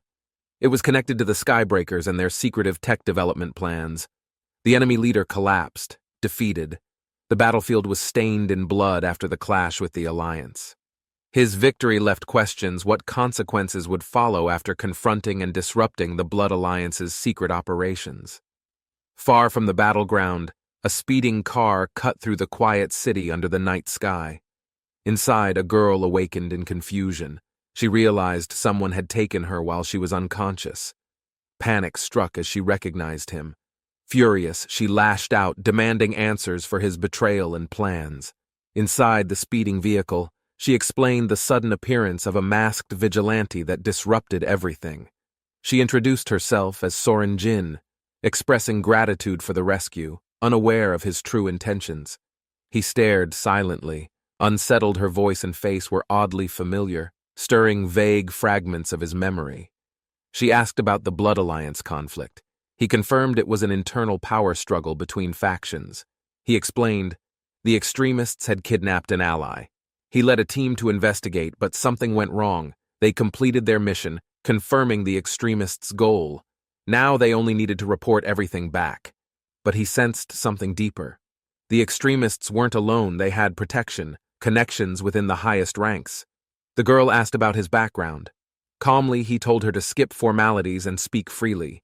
He explained that he was unaffiliated, newly arrived from Earth, simply drawn by the Academy's mystery. Hearing this, she smiled and invited him to join. Many vampires supported their neutral Blood Alliance. They left quickly, the girl giving directions as he accelerated. There was no time to waste. Soon they reached a quiet building. She pointed ahead, urging him to park beside the entrance. Inside, a girl rushed forward, shouting her name. Surprised, she turned around to see who called. A warm embrace followed. He watched silently as the girl checked if she was safe and well. She introduced him as Heinz, the newest member of the Blood Alliance, earning the girl's curious gaze. She urged the girl to go ahead. The child nodded quickly and hurried inside the house. As she dashed upstairs, he silently observed her and muttered something under his breath, visibly curious. He asked if she was truly that young. She replied that Nahui wasn't a returner vampire. He was surprised. She explained Nahui was born on Earth, unlike others who returned after dying. Her father, once a returner himself, turned Nahui to save her from a deadly human illness. He explained that governments tried to control vampires, comparing the condition to an interdimensional spreading disease. He noted that Nahui's case was rare. Turning someone on Earth required much more energy. Since Nahui wanted to live as a human, her father used enormous strength for the transformation. They arrived at the guest room. She opened the door gently and gestured for him inside. She told him to settle in and ask if anything was needed, then quietly closed the door. She playfully struck a pose, making him pause. For a moment he stared in surprised silence, that movement so familiar. His mind triggered. That voice, that expression, he had seen it somewhere before. Suddenly it all clicked. His memories aligned, and he exclaimed with wide eyes, "I remember now!" He asked if she was all right. Startled by his reaction, she jolted, then looked confused. Embarrassed, she laughed and admitted she had mimicked her stream's ending line without even thinking. Relieved, he laughed awkwardly. She chuckled, realizing her habit nearly gave him a heart attack. She revealed her past, once an idol trainee, but live streaming became her new dream after returning. He was surprised. She answered confidently she was 22 now and had awakened at 18. Curious, she turned the question to Heinz. He hesitated, unsure how much to reveal so soon. Flustered, Heinz deflected with a grin, promising to explain later, just as she walked off smiling. She watched him walk away, confused and worried. Did she accidentally say something that upset him? Inside the room, Heinz sighed. He had spoken too casually, assuming she was younger than him. He bit his finger, flustered. She was 22 older than him, and he hadn't expected that. Slumping on the bed, he suddenly realized she was familiar. He remembered she had streamed before. Checking his phone, he confirmed it. She'd announced a break last week. Her username was Okid. Morning came. Heinz stood by the window, still thinking about last night's awkward yet meaningful conversation. Suddenly, loud voices echoed outside. Someone was shouting, disbelief clear in their tone. It sounded urgent and angry. He stepped toward the window and frowned. Who was making that much noise this early? Slipping on shoes, he headed downstairs, hearing something about missing evidence. That caught his attention immediately. At the stairwell, Nahui looked concerned. She asked softly, "Is something wrong?" Heinz didn't answer yet. She admitted quietly that the interviews were now useless. They had erased every last trace. Heinz sighed. Maybe they had been too thorough. Still, he had another question on his mind. As she reached for something, Heinz asked where the extremists were currently hiding or operating from. Startled, she dropped the pack. He quickly reassured her it wasn't about the blood, just information. Smiling nervously, she said those extremists were dangerous. She had kept her distance to stay safe. She tapped her device, checking Heinz's stats. He was strong near level 6 by Earth standards. She handed him a black card, warning him to avoid certain zones marked on the map. He declined her breakfast offer, smiling. He already found several good places to eat on his own. Elsewhere, someone sinister tracked locations on his screen. Many spots were marked his hunt was beginning. And then, grinning darkly, the man muttered, "I think I'll go on a little food crawl today." The vampire licked blood from his hand, smirking. "The food here," he said, "is fantastic."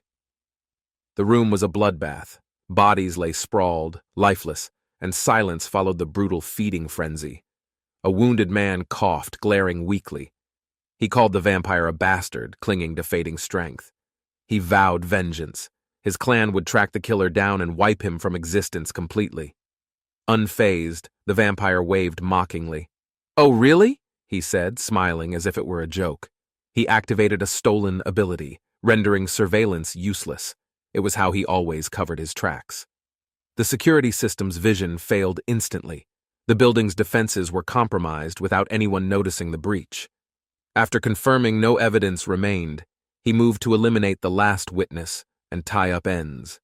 The survivor was tortured not for sport, but to extract intelligence about enemy movements and allies. Meanwhile, a new directive was issued. All Gamma units were summoned for a critical villa meeting. He sensed a disturbance, eyes narrowing. News came. Extremist executives were gathering in one secret location. A sinister figure smirked in the shadows, realizing he might eliminate them all in one strike. He stepped forward, blood staining the floor. He'd leave once every trace was erased without mercy. He summoned his power, murmuring, "Sanguine blossom," and a glowing red flower ignited from spilled blood. Flames danced around his body. He walked through fire, blade ready, unwavering until every enemy perished. He unleashed flames across the room, burning every trace. With Shroud, he erased all magical residue. His eyes glowed, the spell completed. He whispered, "Now," preparing to vanish without a single footprint. The room quieted, reduced to ashes. He stood alone, confident no one could follow him anymore. Suddenly, a surge struck his chest. He staggered, clutching his ribs, confused by the unexpected sharp pain. His hand trembled violently. Something stirred inside. Bones cracked. This wasn't over, something else had been awakened. His body twisted in pain. Veins surged. A violent awakening began. His skill evolved amid overwhelming force. Bloodskin. Pure blood had changed. Now he was bloodkin. True blood. Hybrid evolution brought enlightenment beyond his imagination. A new skill emerged, bloodstream surge. His heart pounded. Regeneration surpassed natural limits. He stood, transformed completely. He smirked. "I'm a true blood now." Muscles flexed. "And I even picked up some new skills." Tearing his sleeves, he raised his hand. "Let's see what they can do," he challenged coldly. Blood dripped steadily from his hand. Each drop shimmered unnaturally, hinting at something powerful inside him. The blood vibrated and surged upward. It responded, unnaturally controlled, alive, manipulated by an unknown internal force. He watched the wound vanish instantly, amazed by how fast his new powers sealed injuries completely. He muttered in awe, "The synergy between True Blood Dominion and extreme revitalization is amazing, limitless potential." "If I drain enemies during battle," he smirked, "I can heal endlessly, and never fall again." He stared at the grand portrait, questions swirling in his head. How strong were the sacred bloods? Episode 33 began. A new chapter unfolded, promising answers and challenges as his journey moved forward. A sudden donation alert popped up. A viewer cheered loudly, happy about their received in-game avatar design. The streamer beamed with joy, praising her supporter. "You're a lifesaver. I'm set for this month." He entered quietly, surprised by her reaction. She smiled at him, unaware of his bloody past. She noticed his presence too late. Her relaxed mood shifted instantly as she turned to face him. Surprised and flustered, she realized he had entered without warning. Her reaction betrayed both panic and irritation. She shouted, her voice echoing outside. The apartment's calm was shattered by her unexpected emotional outburst. Trying to recover, she steadied her breath. Despite embarrassment, she faced him, determined to regain control. He stood calmly, unaffected. She approached, curious and cautious, sensing something serious behind his unexpected visit. She opened the envelope and paused. Inside were new photographs, evidence related to the extremist organization. Another anonymous delivery. This wasn't the first. Someone kept sending her images exposing illegal activities and members. She examined them closely. The arrangement and timing felt too deliberate, reminding her of the folk mask. She realized only Heinz knew she had this information. The mysterious messages had started shortly after telling him. Suspicion grew. Could Heinz be involved with the folk mask? Was he leaking information under disguise? Under the quiet night sky, he observed the moon, mentally preparing for what was about to unfold.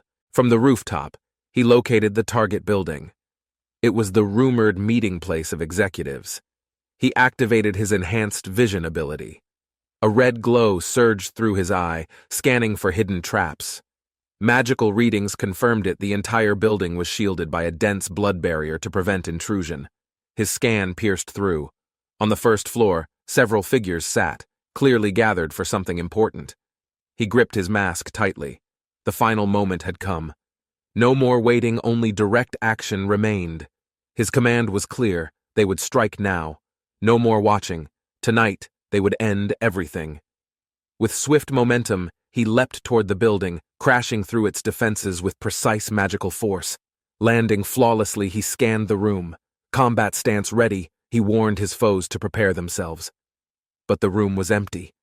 Confused, he realized something was wrong. They had vanished without warning. He scanned the shattered hall. Confusion hit no enemies in sight. Where did they go? He thought. From the shadows, a new voice emerged.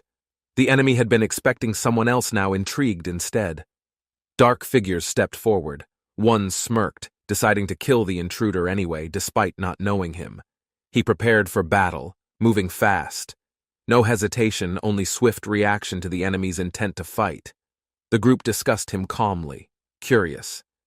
They didn't recognize him, but sensed he was at least B-level. One of the vampires smirked, confident. He had no doubt they could handle this unknown intruder. The intruder recalled what he'd seen in the extremists' minds, a hierarchy led by someone called Alpha. He identified the two in front of him. Based on structure, they were likely the beta levels. More alarming were the masked men, likely skybreakers. Their power couldn't be read, making them unpredictable threats. One vampire issued the order, capture the intruder and present him to their superior immediately. As the masked men moved in to seize him, the intruder reacted instantly, dodging their approach. He realized their attack wasn't subtle. He noticed, one thought, stunned by his sharp awareness and reflexes. He mocked their rush. With a confident tone, he prepared to counter. This fight wouldn't last long. One enemy activated his ability, gripping tight. He declared he would end this swiftly, without further delay. The intruder struck first. Activating bloodstream surge, he launched through the crowd, piercing enemies in a flash. The intruder's arm pierced an enemy. Blood surged into him. He absorbed life force through direct contact. Witnesses were horrified. They had never seen someone feed using their own arm as a conduit. Panic spread, but the intruder remained calm. He warned them the real fight had just begun. The crowd erupted in fear. Chaos unfolded as bodies fell, and weaker ones began to retreat. One man shoved others aside. He would rather face punishment later than die here against this monster. A guard swung his weapon but slipped on the slick floor, crashing into the barrier trap. He was flung backwards violently. The force overwhelmed him, and he hit the ground hard, dazed. The intruder stepped forward, calm and prepared. He had activated his own barrier while they watched.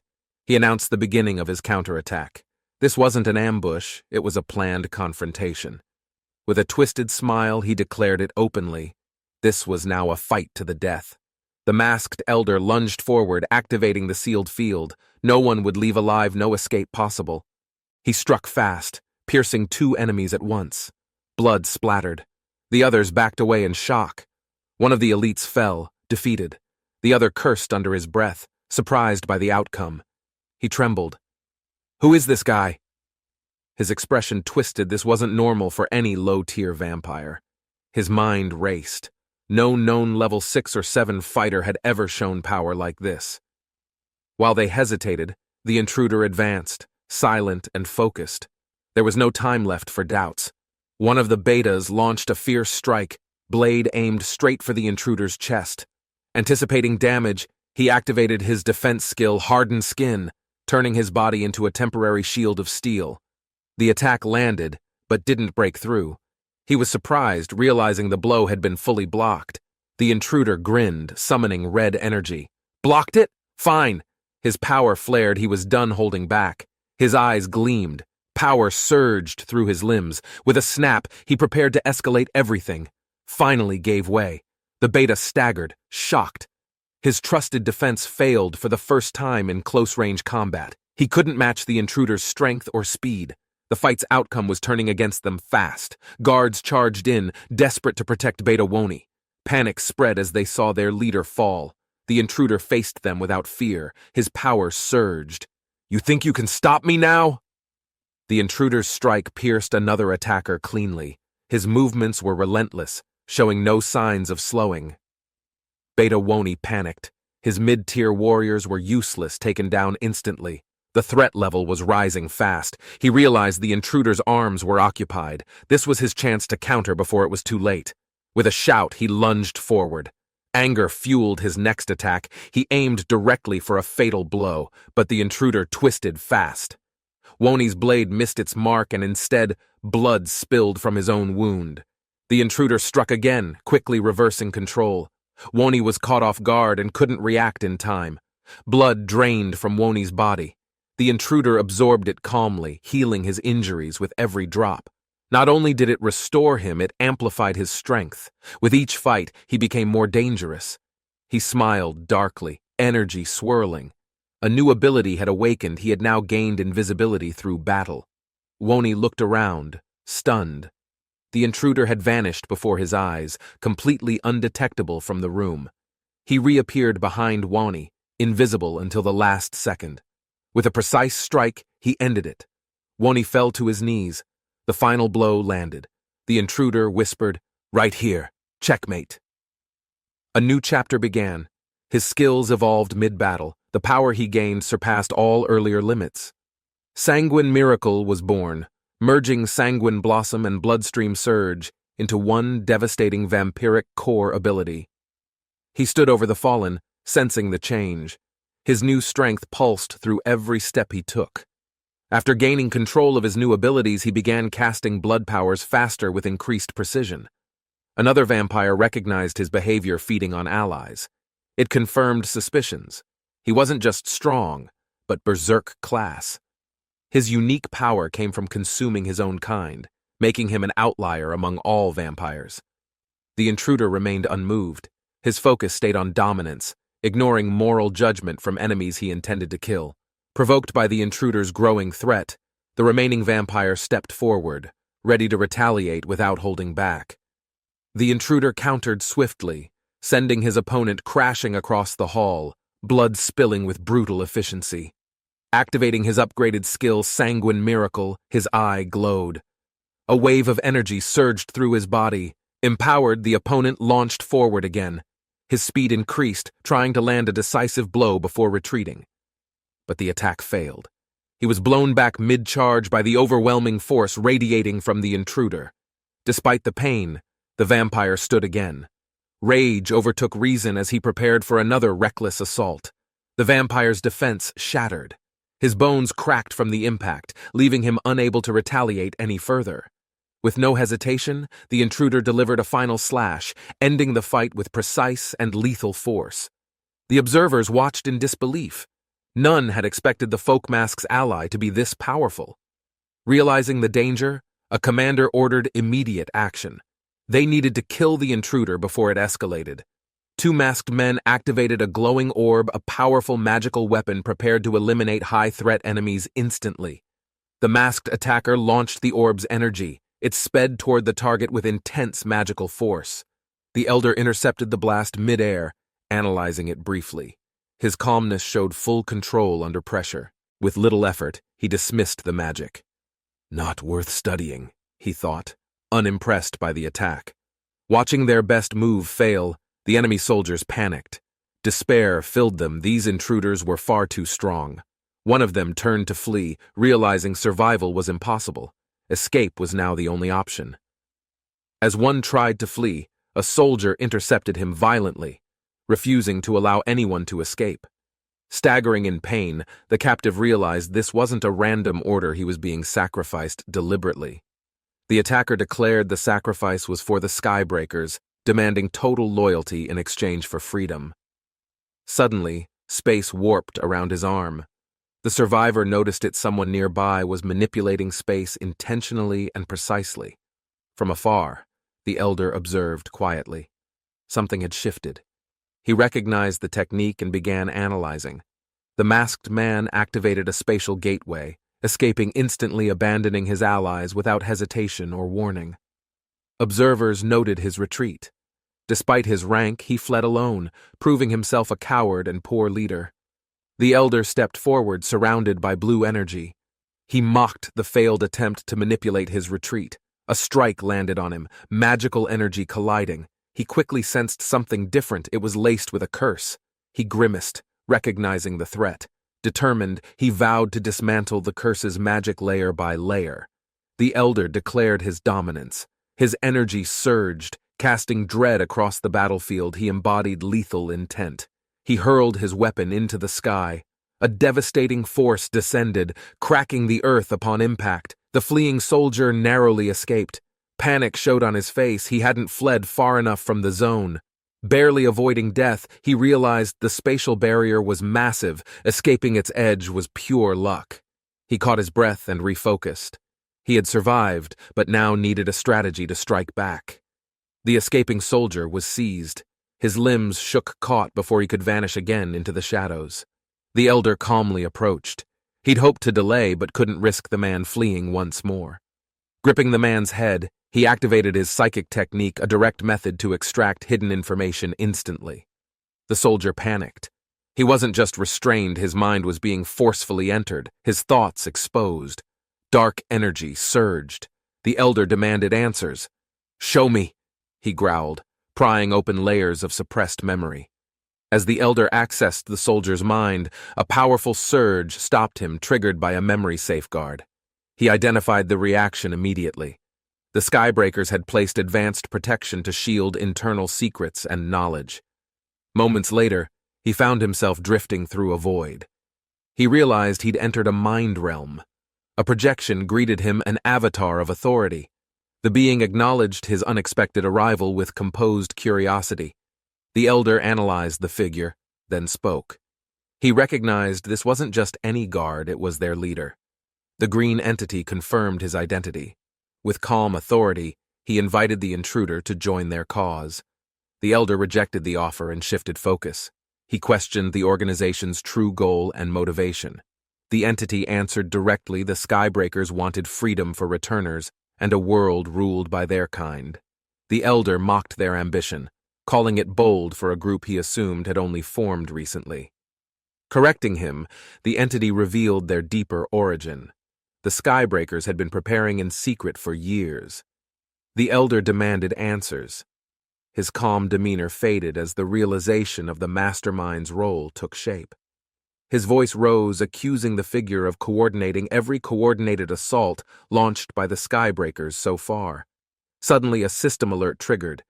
His emotions were forcibly suppressed by an internal mechanism called Mind Hub. His body tensed, the suppression repeated. He could no longer express anger, fear, or frustration freely. The green entity laughed off the accusation. To him, motives were irrelevant. The outcome was all that mattered. The elder launched an attack directly at the projection, trying to shatter its influence from within. But the figure remained stable, calmly stating that raw mana wouldn't work within this mental realm. Here, thoughts were power. Mental dominance ruled over magical force. Strength of will defined control and victory. The elder paused, then smiled knowingly. He wasn't intimidated, instead he prepared to fight on new terms. Outside, a psychic-linked ally sensed the shift. If mental force was key, they would support him. The intruder locked eyes with the stunned enemy, grabbing his collar, refusing to let any survivors escape. Far away, a civilian watched from the wreckage. Recognition flashed. He had seen that face before. Inside the mind realm, the elder shattered the illusionary defense, declaring their enemies had no chance. Shangyan clenched his fists and leapt from the platform, counting aloud to stay focused. Chains tightened around his arms as he strained, muscles burning, determination blazing in his eyes. With a loud roar, he shouted, 1,022," while launching himself toward the final ledge. He touched the target, hand trembling, then exhaled deeply as relief and disbelief flooded his chest. Standing tall atop the pedestal, Xiangyan whispered, "I finally did it," staring down the silent chamber. Shanghyun felt power surge through him, confident and amazed by the divine strength now flowing within. He walked calmly through the marble corridor, reflecting on the unexpected blessings gained through relentless training. Clenching his fists, he stepped into sunlight, ready to start his journey toward becoming a paladin. He paused mid-step, head tilting slightly, ears catching the gentle sound of someone quietly humming nearby. His gaze landed on the saintess in the garden, her presence peaceful amidst the blooming roses. Heinrich stepped closer, quietly observing the girl who, at first glance, seemed like any other. She turned, smiling brightly, her voice cheerful as she greeted him with familiarity and gentle warmth.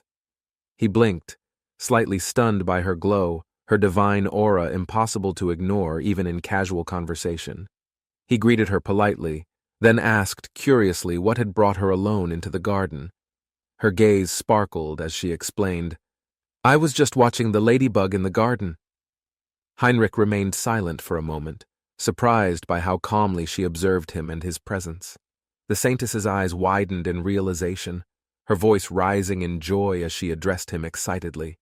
Heinrich smiled faintly, surprised she recognized the divine blessing so quickly it was expected from someone like her. She praised his efforts, reminding him that blessings from the Almighty Lord were earned, not simply given. The bell rang in the distance. The saintess turned, announcing that the service was about to begin. The saintess invited Heinrich to attend the service, her tone calm, but her eyes holding urgency. Heinrich nodded, agreeing politely, recalling her intense focus on divine duty since his arrival in this realm. He understood now after studying the kingdom's past, her devotion to Haines made complete sense to him. A long time ago, the first immortal king brought chaos, dragging the entire realm into endless death. Even when the whole nation joined forces, their power barely matched the darkness he unleashed on them. A new terror emerged known as the Second Immortal King, bringing ruin across the western lands once more. His dark army ravaged the land, leaving only destruction, despair, and countless dead in his path. The Order's chosen warriors fought fiercely and finally succeeded in piercing the darkness that guarded his heart. His core shattered into fragments, each one scattering unpredictably throughout every corner of the fractured realm. Since that day, the Holy Order has guarded the borders, preventing another immortal king's return to power. The saintess ended her sermon, reflecting on Haines' protection and the deep history of their struggle. She knew the immortal king's evil still lingered, making her devotion to vigilance feel truly justified. But Heinrich remained calm. Haines was safer now, and he trusted the divine order's strength and preparation. He sat down, steadying his breath, preparing to focus his thoughts and pour power into his avatar. As night fell outside, the world quieted, and his resolve grew stronger in the silent hours. The Judicator suddenly coughed blood, his body trembling. Something inside was going terribly wrong without warning. A subordinate rushed forward in panic, asking urgently if the Lord Judicator was still conscious or hurt. The Judicator shoved him away, furious and struggling to maintain focus. He couldn't afford any interruptions now. Doubt crept into his thoughts. He couldn't believe he was actually being overpowered inside the mental realm. He questioned everything. How could he be losing here before a devastating force struck, ending his concentration completely? The blast shattered the ground, sending debris flying as the Judicator was forced back in pain. He grunted, bracing himself as his glowing opponent landed with overwhelming pressure and unshakable confidence. At first he had control, but the opponent kept evolving, growing stronger with every passing moment. Now, the power gap was obvious. Attacks came faster, more coordinated, too efficient for just one mind. Realization struck him. It wasn't one enemy. Multiple minds were now united against his single consciousness. The Judicator's avatar cracked apart, overwhelmed. He couldn't understand how he'd lost control so completely. He questioned the cause. Was it just power, or had the enemy surpassed him in technique too? Exhausted and cornered, he tried regaining composure, realizing now wasn't the time to overanalyze or hesitate. He barked urgent orders. Every soul branch must shut down, erase all traces, and disappear without delay. Before retreating, he issued one final command: Notify the master. The situation had become dangerously unstable. He walked calmly through the mind realm's fading echo, passing the broken pieces of his defeated foe. Though victorious, he regretted the lost chance to learn more. The Judicator had escaped too soon. A system notice appeared, announcing his dark magic skill had evolved after absorbing the Judicator's power. He paused, sensing another presence, a remnant fragment from the enemy, left behind within the mind realm. Curious, he reached out, ready to read the fragment's memories and uncover secrets it might hold. He soared through the night, dark energy swirling as he locked onto the location from memory. Hovering above, he confirmed that this secluded facility hidden in Korea was their secret command center. His eyes narrowed with resolve. He wouldn't let anyone here slip away without consequences again. With a surge of power, he unleashed destruction, determined to expose everything buried within those walls. Inside, a panicked survivor realized the truth. They weren't facing rebels, but something far more terrifying. A shadow loomed over the fallen man, and he gasped, realizing someone powerful had arrived. The attacker smirked, saying the man's escape attempt wasn't useless, it only made him easier to track. With a painful jolt, dark energy surged through the captive, forcing out all his hidden data. He mocked the man's failed plan to flee, which ironically handed everything over to the enemy. Now holding a data chip, the attacker grinned, ready to review years of accumulated information. As he scanned the stolen data, one file shocked him. It exposed plans drenched in blood. Fury surged. He refused to let this horror pass. Justice would be delivered without hesitation or mercy. Memories of loss returned, fueling his rage. They had taken too much, he couldn't forgive it. Clutching the paper tightly, he vowed vengeance. The Skybreakers would all fall for what they'd done. He stared at the screen, eyes fixed on the scene of devastation caused by the Skybreakers. Clenching his fist, he realized the truth. The attackers who ruined his life weren't strangers after all. The same Skybreakers were behind the tragedy that shattered his family and nearly took his future. He knew these enemies were far beyond anything he'd ever encountered. They operated on an entirely different level. Driven by fury and ambition, he resolved to grow stronger and extend his reach without hesitation. The man activated his new ability, channeling energy into a glowing red crystal pulsing with power. He spoke calmly, deciding to test this refined blood crystal on a living subject for enhancement. Blood extracted from Heinz's body would be condensed and implanted to amplify another vampire's innate strength. He grinned, knowing the experiment would boost vampiric power regardless of the cost to free will. Though binding others to his blood, he didn't care as long as they served his purpose. With a wicked grin, he shattered the crystal, determined to control allies and eliminate all opposition. Meanwhile, a new day began peacefully in the city, unaware of the growing threat ahead. Inside a quiet room, someone questioned Heinz's involvement in a recent data recovery operation with the extremists. She offered him a proposition: lead the Hashgober's faction and continue dismantling the remaining enemy forces. Heinz agreed, confident he'd eliminated most threats except one elusive alpha who remained hidden and dangerous. Heinz raised his hand calmly as the girl asked him to verify his strength and capability. In response, his aura exploded with red energy, shaking the room and stunning everyone watching nearby. Her eyes widened in shock. His power exceeded every estimate, overwhelming even her trained perception and instincts. She realized he operated on another level entirely. His strength couldn't even be measured properly anymore. Elsewhere, word spread he defeated extremists alone, and now aimed to absorb their remaining power and influence. Wine poured slowly as the conversation turned tense. The proposal laid on the table was undeniably bold. A guest expressed surprise, clearly taken aback by the ambition shown in Heinz's latest proposition. Heinz clarified he didn't seek dominance. He only wanted control to ensure lasting peace and safety. His true aim, though, was to eliminate anyone connected to the Skybreakers, no compromise or exceptions allowed. A woman smiled slyly, questioning whether peace and ruthless extermination could truly coexist as aligned intentions. He observed her carefully, noting she wasn't easily persuaded and might require a more aggressive approach.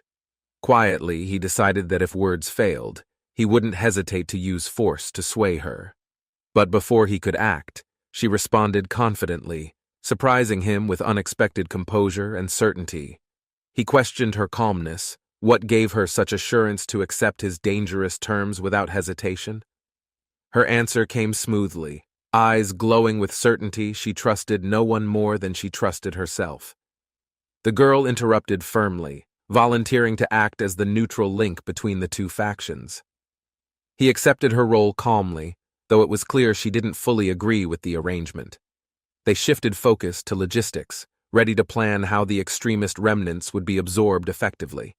Wine in hand, he leaned forward, prepared to discuss every critical step of the transition.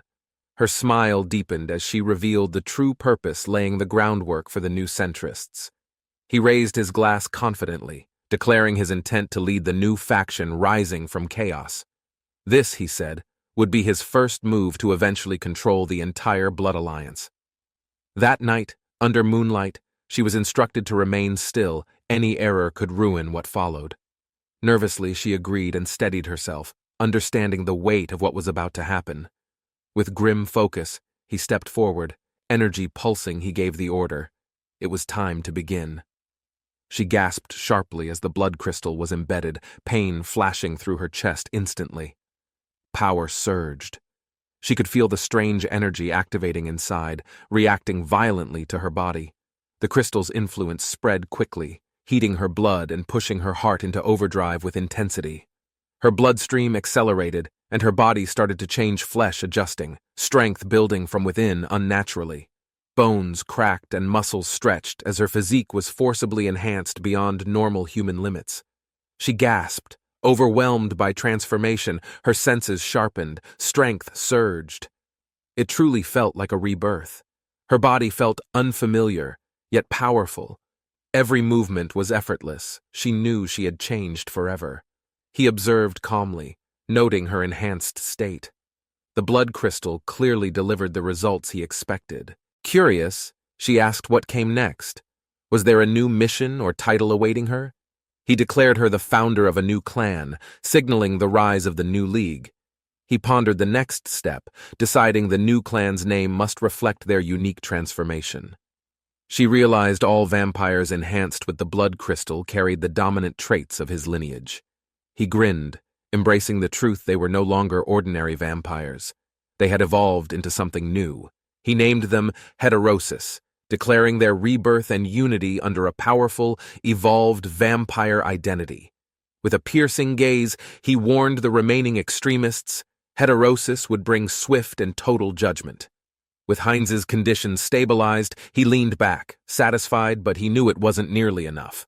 The Skybreakers were vast, not confined to Korea. Their reach extended across nations, quietly spreading influence. He needed more power, more karma enough to erase the Skybreakers completely in a single strike. He considered dramatic actions in the other dimension, triggering war or chaos to accelerate karma collection rapidly.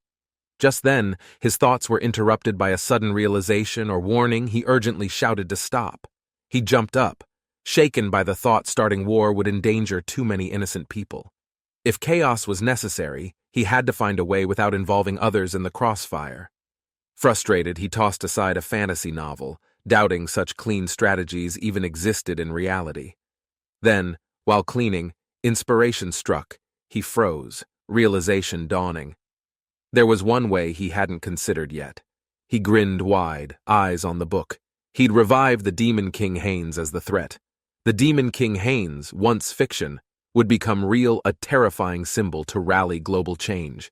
Haynes would gather corrupt nobles as followers, while Xiongyan secretly dismantled criminal networks and extremist groups. He smiled, realizing this plan made him both villain and savior, the ultimate balance of chaos. With excitement, he prepared to launch the operation Remake the World while eliminating two threats together. Calling out to his avatar, Harley, he activated the next phase, infiltration and manipulation from within. Xiongyan examined Harley thoughtfully, considering how to enhance his skills for the dangerous missions ahead. He wanted to improve Harley's adaptability, hoping to make him more responsive in changing conditions. Suddenly inspired, Xiongyan lit up. He remembered something that could unlock the perk's hidden potential instantly. Elsewhere, a cloaked figure smiled ominously, recognizing the location from their past operations against the Skybreakers. Deep beneath the ruins, the ground trembled. The hidden chamber he uncovered might hold long-lost secrets or danger.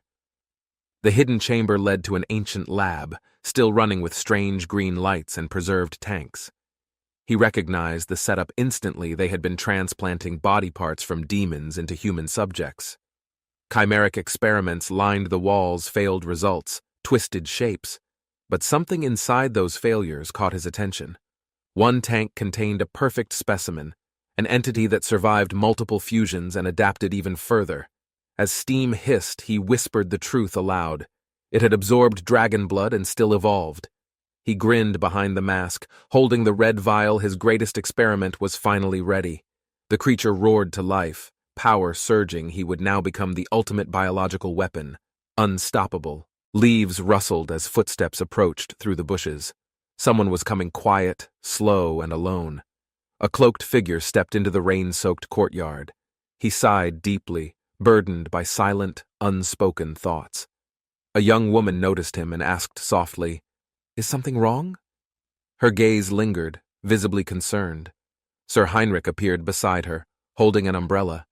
He studied the figure closely, brows faintly furrowed. The cloaked man replied quietly, "It's nothing important," as lightning cracked above, masking the weight of truth. She suddenly sensed an oppressive force in the air, warning of danger approaching from somewhere unseen. Heinrich noticed her unease and ushered her indoors, unaware she had already sensed something unusual nearby. A distant storm concealed an unnatural energy pulsing through the mountains, bypassing magical defenses unnoticed. Dark forces operated beneath layers of concealment, hidden deep within the forest's protective double-layered magical barrier. In a secret lab, figures observed a humanoid vessel. Their experiment remained undetected for now. A masked figure activated a crystal device, initiating a dark process fueled by forbidden experimental power. He introduced dragon's blood, a mutagenic substance that grows stronger by absorbing its victims' traits. Combining stolen Skybreakers research with ancient dark knowledge, the figure prepared to break ethical boundaries entirely. A restrained subject lay unconscious. The culmination of countless trials, the final candidate had been chosen. Awakening with unnatural strength, the subject grinned madly. The transformation was complete. The experiment was successful. Heinrich stood in the grand hall of the Divine Order, summoned for a sacred initiation ceremony. Before the high priest, he pledged loyalty, swearing to protect the innocent and uphold divine justice. With his vow complete, he was officially appointed as a Paladin of the Order of the Divine. Suddenly, a system message appeared. Heinrich had fulfilled hidden conditions and awakened the rare skill, Blessing Leap. The room glowed with holy light. Witnesses knelt, awestruck by the divine power descending upon Heinrich. As divine energy surrounded him, Heinrich sensed a powerful gaze, the same presence from his baptism. He questioned whether their attention was due to his origins in another world, beyond mere curiosity. While others remained unaware, he decided to secretly inspect his new ability granted during the ceremony. A notification appeared. Blessing Leap. The skill allowed traversal through space, hinting at spatial manipulation. Excited, Heinrich realized its potential. Despite unclear limits, it could function similarly to controlled teleportation. Heinrich left the ceremony hall, silently acknowledging the divine power he had just received. Observers whispered praise, impressed by his composure. His divine resonance left a lasting impression on them. Leaders discussed which paladin order he might join, eager to see how he would develop. Heinrich was informed he'd rotate among various orders to experience different training styles and disciplines. A knight from the Snowfang Order introduced himself, extending an invitation to join their ranks. A knight introduced his order, explaining their frontline tactics and mastery of overwhelming weapon strength. Another knight stepped forward, representing Thunderclaw Order, skilled in defense and balanced sword and shield formations. Surrounded by elite paladins, Heinrich was asked to choose which order he wished to join. He smirked with confidence, considering the benefits each style offered for his broader combat goals. Rather than choosing one, Heinrich boldly declared he would train under all of them, without exception. Fueled by ambition, Heinrich vowed to master every paladin combat discipline without leaving any behind. While declaring his intent, he noticed a silent female paladin standing quietly apart from the others. Curious, he asked about her, wondering why she hadn't spoken despite clearly being a paladin. Someone hesitated, then explained she remained silent because her order only selected the most elite candidates. The blue-haired paladin finally responded, her presence sharp. She represented a group that accepted only the exceptional. She glanced at Heinrich and acknowledged his potential, admitting he might qualify to face their test. Heinrich's divine power radiated brightly. He believed his strength should easily surpass even most senior church members. He asked what was required to join such an elite paladin order guarding the sacred core. Without hesitation, she told him to follow, leading him deeper into the cathedral's restricted inner areas. She revealed their order was tasked with guarding the church's most important and secretive location. A cloaked figure stood before them, declaring the test could only proceed with proven qualifications. Heinrich recognized the figure's attire, an inquisitor, known for uncovering truth through strict examination and rites. He was instructed to recite the sacred spell inscribed above the ancient table before them. Heinrich realized it was no ordinary test. The spell detected lies and judged hidden truths. Concerned, he feared exposure. If the spell detected his secret, everything he'd built could fall apart. She calmly stated it was routine procedure, implying his hesitation might suggest something to hide. Her follow-up question pushed harder. Was there a reason he couldn't read the divine script? Heinrich clenched his teeth. He knew failure to respond now could expose his hidden origins. The Inquisitor began the rite, declaring his role as a vessel and enforcer of divine judgment. As energy surged, Heinrich opened his mouth. The ancient mark of the vow was burned inside. Heinrich endured the pain as the brand seared his mouth. The examiner approved him to proceed. Confused, Heinrich asked if the branding was a curse, but she clarified it served another purpose. The mark was the blessing of silence to prevent divine secrets from being unintentionally revealed. She confirmed its function. Even if tortured or compelled, the Blessed could not speak forbidden truths. She finally revealed her group's identity, the Radiant Guardians Paladin Order, defenders of sacred knowledge. A masked guardian unsheathed his blade, urging Heinrich to focus and remember what he would witness. Behind sealed doors, radiant energy swirled ominously. This was the heart of what they protected. Heinrich sensed unnatural power. He suspected the church's secrecy but never imagined it hid something this dangerous. The heavy security around the grand church wasn't for show, it was guarding a hidden truth. Chained in the depths pulsed the last fragment of the immortal king, sealed and still alive. Heinrich stood before the sealed fragment, feeling its intense power pulsing through the containment field. He acknowledged the church's influence. It wasn't surprising they managed to secure such a vital relic. Though tempted, he restrained himself. Stealing it now would draw too much attention and risk everything. The fragment was too well guarded. 4 elite Knight Orders stood between him and any attempt. Realizing the difficulty, Heinrich silently calculated. Even with his abilities, seizing it now would be impossible. Heinrich was warned to keep the revelation secret and never interfere with the sealed fragment's existence. He respectfully agreed, assuring them the knowledge would remain with him and never be shared. With that vow made, the encounter ended, though Heinrich's thoughts remained fixed on the truth. Elsewhere, a hidden laboratory detected activity. A cloaked figure monitored Heinrich's movements through an unknown system. Smirking, the masked observer noted Heinrich's anomaly. His unique nature wasn't part of any expected plan. The experiment continued in the lab. The subject's vitals were unstable, yet something stirred inside him. His body writhed in agony, barely conscious. He felt an uncontrollable heat building violently within. Despite the fusion of dragon blood, his transformation wasn't progressing as expected. The overseer grew concerned. Monitoring the readings, the cloaked figure decided to increase power levels to force the reaction forward.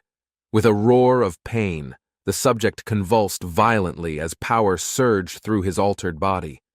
The masked overseer grew anxious.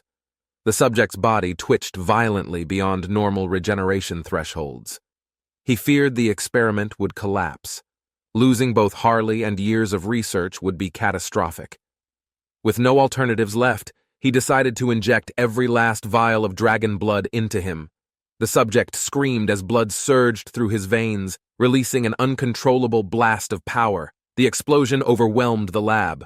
The overseer was thrown back, stunned by the raw, chaotic force. Believing the experiment failed, the masked overseer looked down at the subject's unmoving body in disappointment.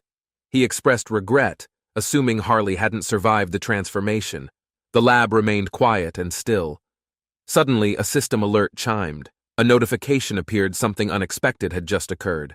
The message declared an innate skill had been upgraded, allowing Harley to access deeper potential. Confused, the overseer turned back. He questioned how a corpse could trigger such an advanced alert. System notifications confirmed Harley surpassed human limits. His physical body was transforming at an unprecedented rate. His regeneration evolved beyond normal thresholds, awakening the special skill Extreme Regeneration, Recovery Plus. Screaming through the process, Harley's adaptability skill shifted into the rare ability known as Mutant. The overseer watched in disbelief. The subject had survived, and the gamble paid off. Harley stood up, reborn. His body felt alien, enhanced. He sensed this was only the beginning.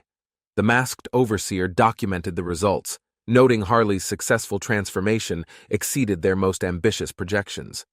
Though more experiments were planned, Harley decided they could wait. His new strength needed testing immediately.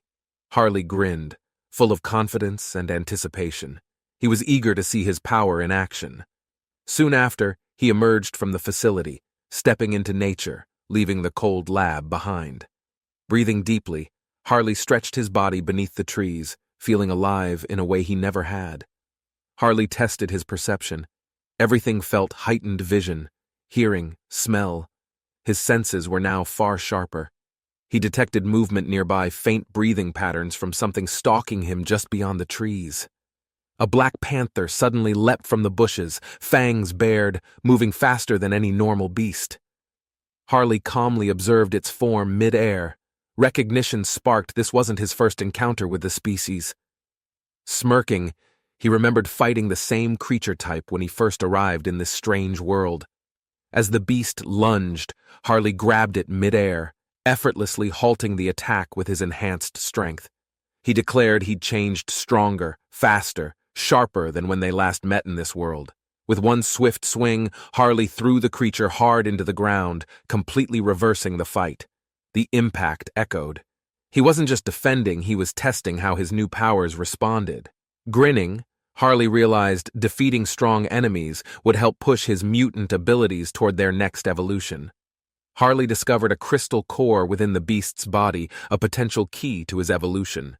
Eager to explore its effects, he prepared to consume the core and test its result. System confirmed through repeated actions, Harley had gained new insight, unlocking deeper potential from his mutations.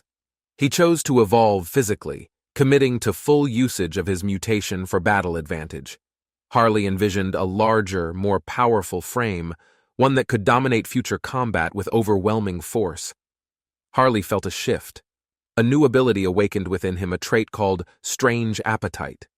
The skill allowed rapid digestion and energy conversion, making him hungrier the more his body mutated. He tore into the panther's flesh, trusting his strange appetite would handle the raw consumption. Surprised, he found the taste enjoyable, the blood energizing, the meat strangely satisfying and addicting. Realizing this was likely tied to his mutation, he grinned, overwhelmed by growing primal urges. Harley's thoughts paused. The word barbarian triggered something. He suddenly recalled a potential opportunity ahead. He remembered hearing rumors about a southern alliance formed by various powerful barbarian tribes. Realizing the strategic value, Harley decided it was time to gain a new class for strength. He traveled to Tarake, a coastal kingdom, where class changes and guild support were accessible. Locals grew curious. A lone barbarian arriving from the south wasn't something they saw often. Harley entered the guild hall. His presence alone caused tension as the receptionist hesitantly greeted him. Realizing everyone felt intimidated, Harley tried to appear confident, striking a dramatic pose to assert dominance. He admitted internally he may have overdone it, but wanted to leave a lasting impression.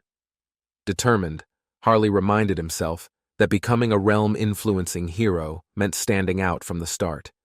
Asked his purpose, Harley boldly declared he came to eliminate monsters near the Iron Fortress. The receptionist eagerly offered to escort Harley to the ship that would take him to battle. A storm brewed over the city as another warrior, Heinrich, clashed fiercely atop rooftops. Heinrich deflected an attack midair, retaliating with precision. His spear landed with force through the rain. Onlookers were stunned. His mastery of various Night Orders techniques was evident in every movement. The system acknowledged his progress. Heinrich had fully learned the combat styles of all Night Orders. Heinrich walked through the cathedral corridors, reflecting on how far his combat proficiency had grown recently. He noted his improved weapon handling. Recognizing it would also enhance his other avatars' performance. As he turned a corner, he suddenly stopped. Something unexpected caught his attention ahead. He saw the saintess in ceremonial robes, glowing softly, performing a mysterious ritual in the garden. Approaching her, Heinrich politely asked what she was doing, intrigued by the sacred setting and her attire. The saintess smiled warmly, explaining she was blessing the plants by sharing a portion of divinity. Heinrich watched the glow carefully. He hoped it wouldn't accidentally awaken something dangerous or unnatural. He asked about her ceremonial outfit, curious if there was an upcoming divine ritual or event. She confirmed it. A major guest was coming, someone capable of confronting the immortal king. Startled, Heinrich asked who it could be. The mention of tracking the immortal king intrigued him deeply. The saintess offered Heinrich an official role to join the escort as a night guard. Heinrich was caught off guard by the offer, but eagerly accepted without a second thought. Moments later, an announcement echoed the highly anticipated guest. Lord Grenwood had arrived at the cathedral. Heinrich scanned the gathering, realizing it was unlike anything he'd seen. Tension filled the air. Curious about the guest's power, Heinrich watched closely, eager to judge someone capable of tracking Hannes. Heinrich was stunned as the guest stepped forward, immediately noticing the pointed ears and noble aura. The visitor introduced himself confidently, Lafori Glenwood, a high elf from the distant elven kingdom.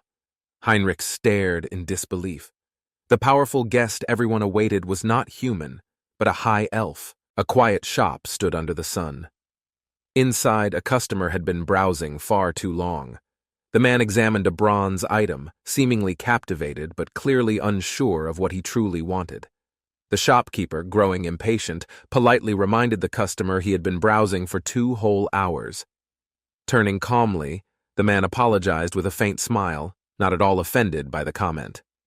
Introducing himself as Hubert, he explained he was still deciding, observing, calculating, and quietly exploring options. Hubert possessed the appraisal skill, allowing him to analyze the materials and properties of various objects. Currently, he could only view basic stats like weight and type due to his low proficiency. Still, he believed continued progress would eventually make him a dominant tycoon across the entire realm. However, he knew rising in power would require overcoming resistance from already established merchant factions. To compete, Harley, his avatar, needed to grow stronger and increase his heroic influence.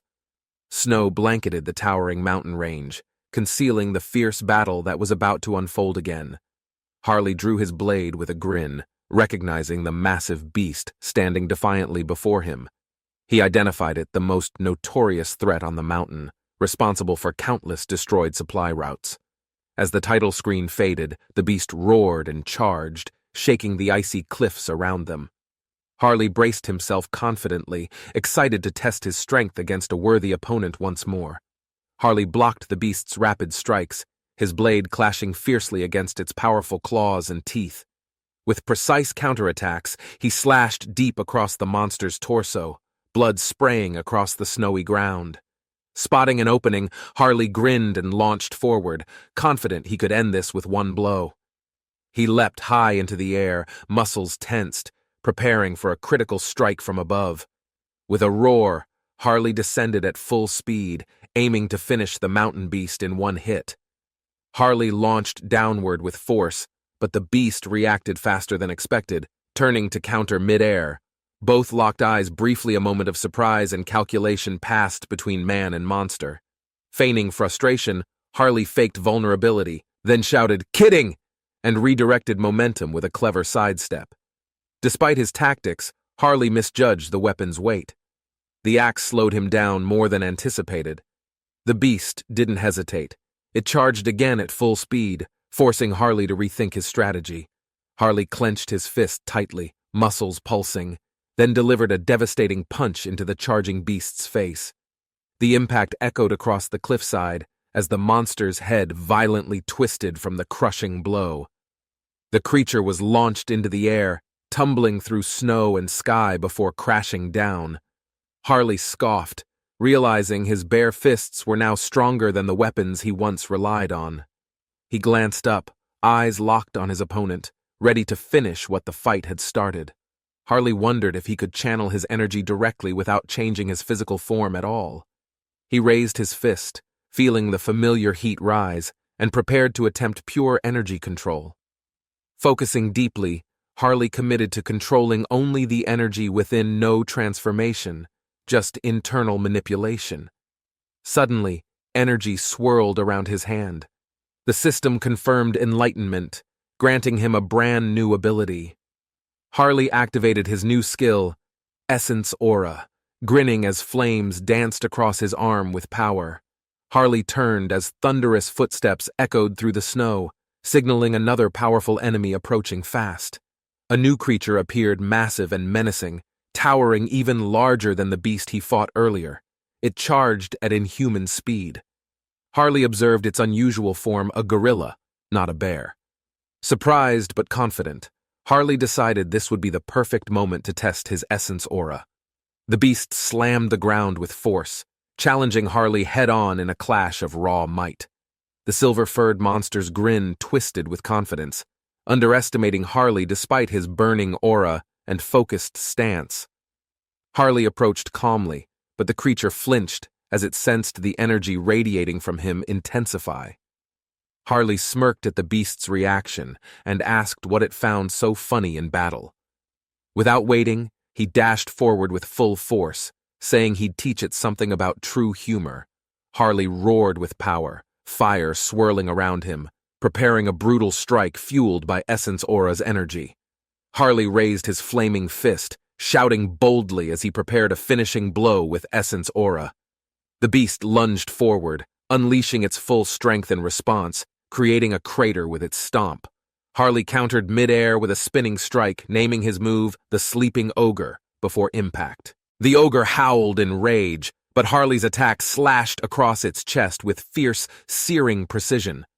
Crashing down together, Harley held firm while the beast struggled, now clearly overwhelmed by Harley's power.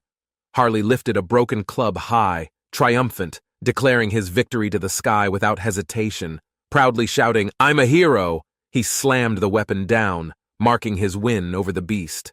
Suddenly, Harley sniffed the air. Something strange drifted in the wind, sharp and oddly familiar. The scent reminded him of mildew and decay, like rotting wood left forgotten in a cellar. A figure approached through the snow. Armored footsteps grew louder. Someone had tracked him down. A voice from the fog declared its allegiance to the abyss, radiating ominous, corrupt energy. Harley stepped forward confidently, saying he didn't know their exact plan, but had a strong guess. His eyes sharpened as he promised to cleanse the source of decay festering in secret. With a fierce cry, Harley launched his counterattack, blasting forward in a full-powered, decisive charge. Far away, an elegant figure calmly sipped tea, undisturbed by the chaos erupting in the snow. The elf noble sipped his tea with poise, acknowledging the warm welcome extended by the order. He expressed gratitude for their efforts, recognizing the hardship endured by everyone to arrive at this meeting. Harley observed quietly, realizing the Order was now forming a formal alliance with the High Elves. He recalled the elves' homeland, the Atanael continent, where they devotedly worshipped the sacred world tree. Despite differences in divine faiths, the two factions now gathered, preparing to face a common enemy. Though they served different gods, the elves and the Order agreed to mutual respect and peaceful cooperation. Harley wondered if the elves might use the world tree's divine connection to help locate Heinz. He admired the elf's unique features, especially the star-shaped pupils that glowed with an ethereal intensity. The elf noticed Harley staring and gently commented, amused by the intense curiosity reflected in his gaze. Flustered, Harley quickly apologized and bowed, realizing he may have stared a bit too long. The elf explained his eyes were the mark of Arahar, a divine gift from the world tree. Only a rare few are born with this power chosen to guide and protect their race. Fewer than 3 in each generation bear the aptitude, making their value impossible to overstate. Harley realized this explained the urgency of the elf's visit, and why secrecy surrounded their arrival. The elf confirmed a child with this divine trait had appeared far across the continent. The saintess, startled, asked if the elves knew where the divine child might currently be located. The high elf confirmed the northern mountains were where the chosen child had last been seen. That region was distant, freezing, and dangerous. Few dared travel there without reason or immense preparation beforehand. Meanwhile, Harley, deep in battle, overheard part of the conversation while hiding in a rocky ravine. The elf clarified the girl hadn't awakened yet. For now, she looked like an ordinary elf. Harley stepped into the cave and spotted a frightened girl trembling, dressed in ragged clothes alone. She had light green hair and bright orange eyes, a distinct match for the description they received. Realizing the coincidence, Harley's thoughts raced. Could this truly be the prophesied child everyone was seeking? With a calm smile, Harley approached gently and asked the young girl what her name was. The girl raised her head and answered shyly, "My name is Cecily." Her voice trembled faintly.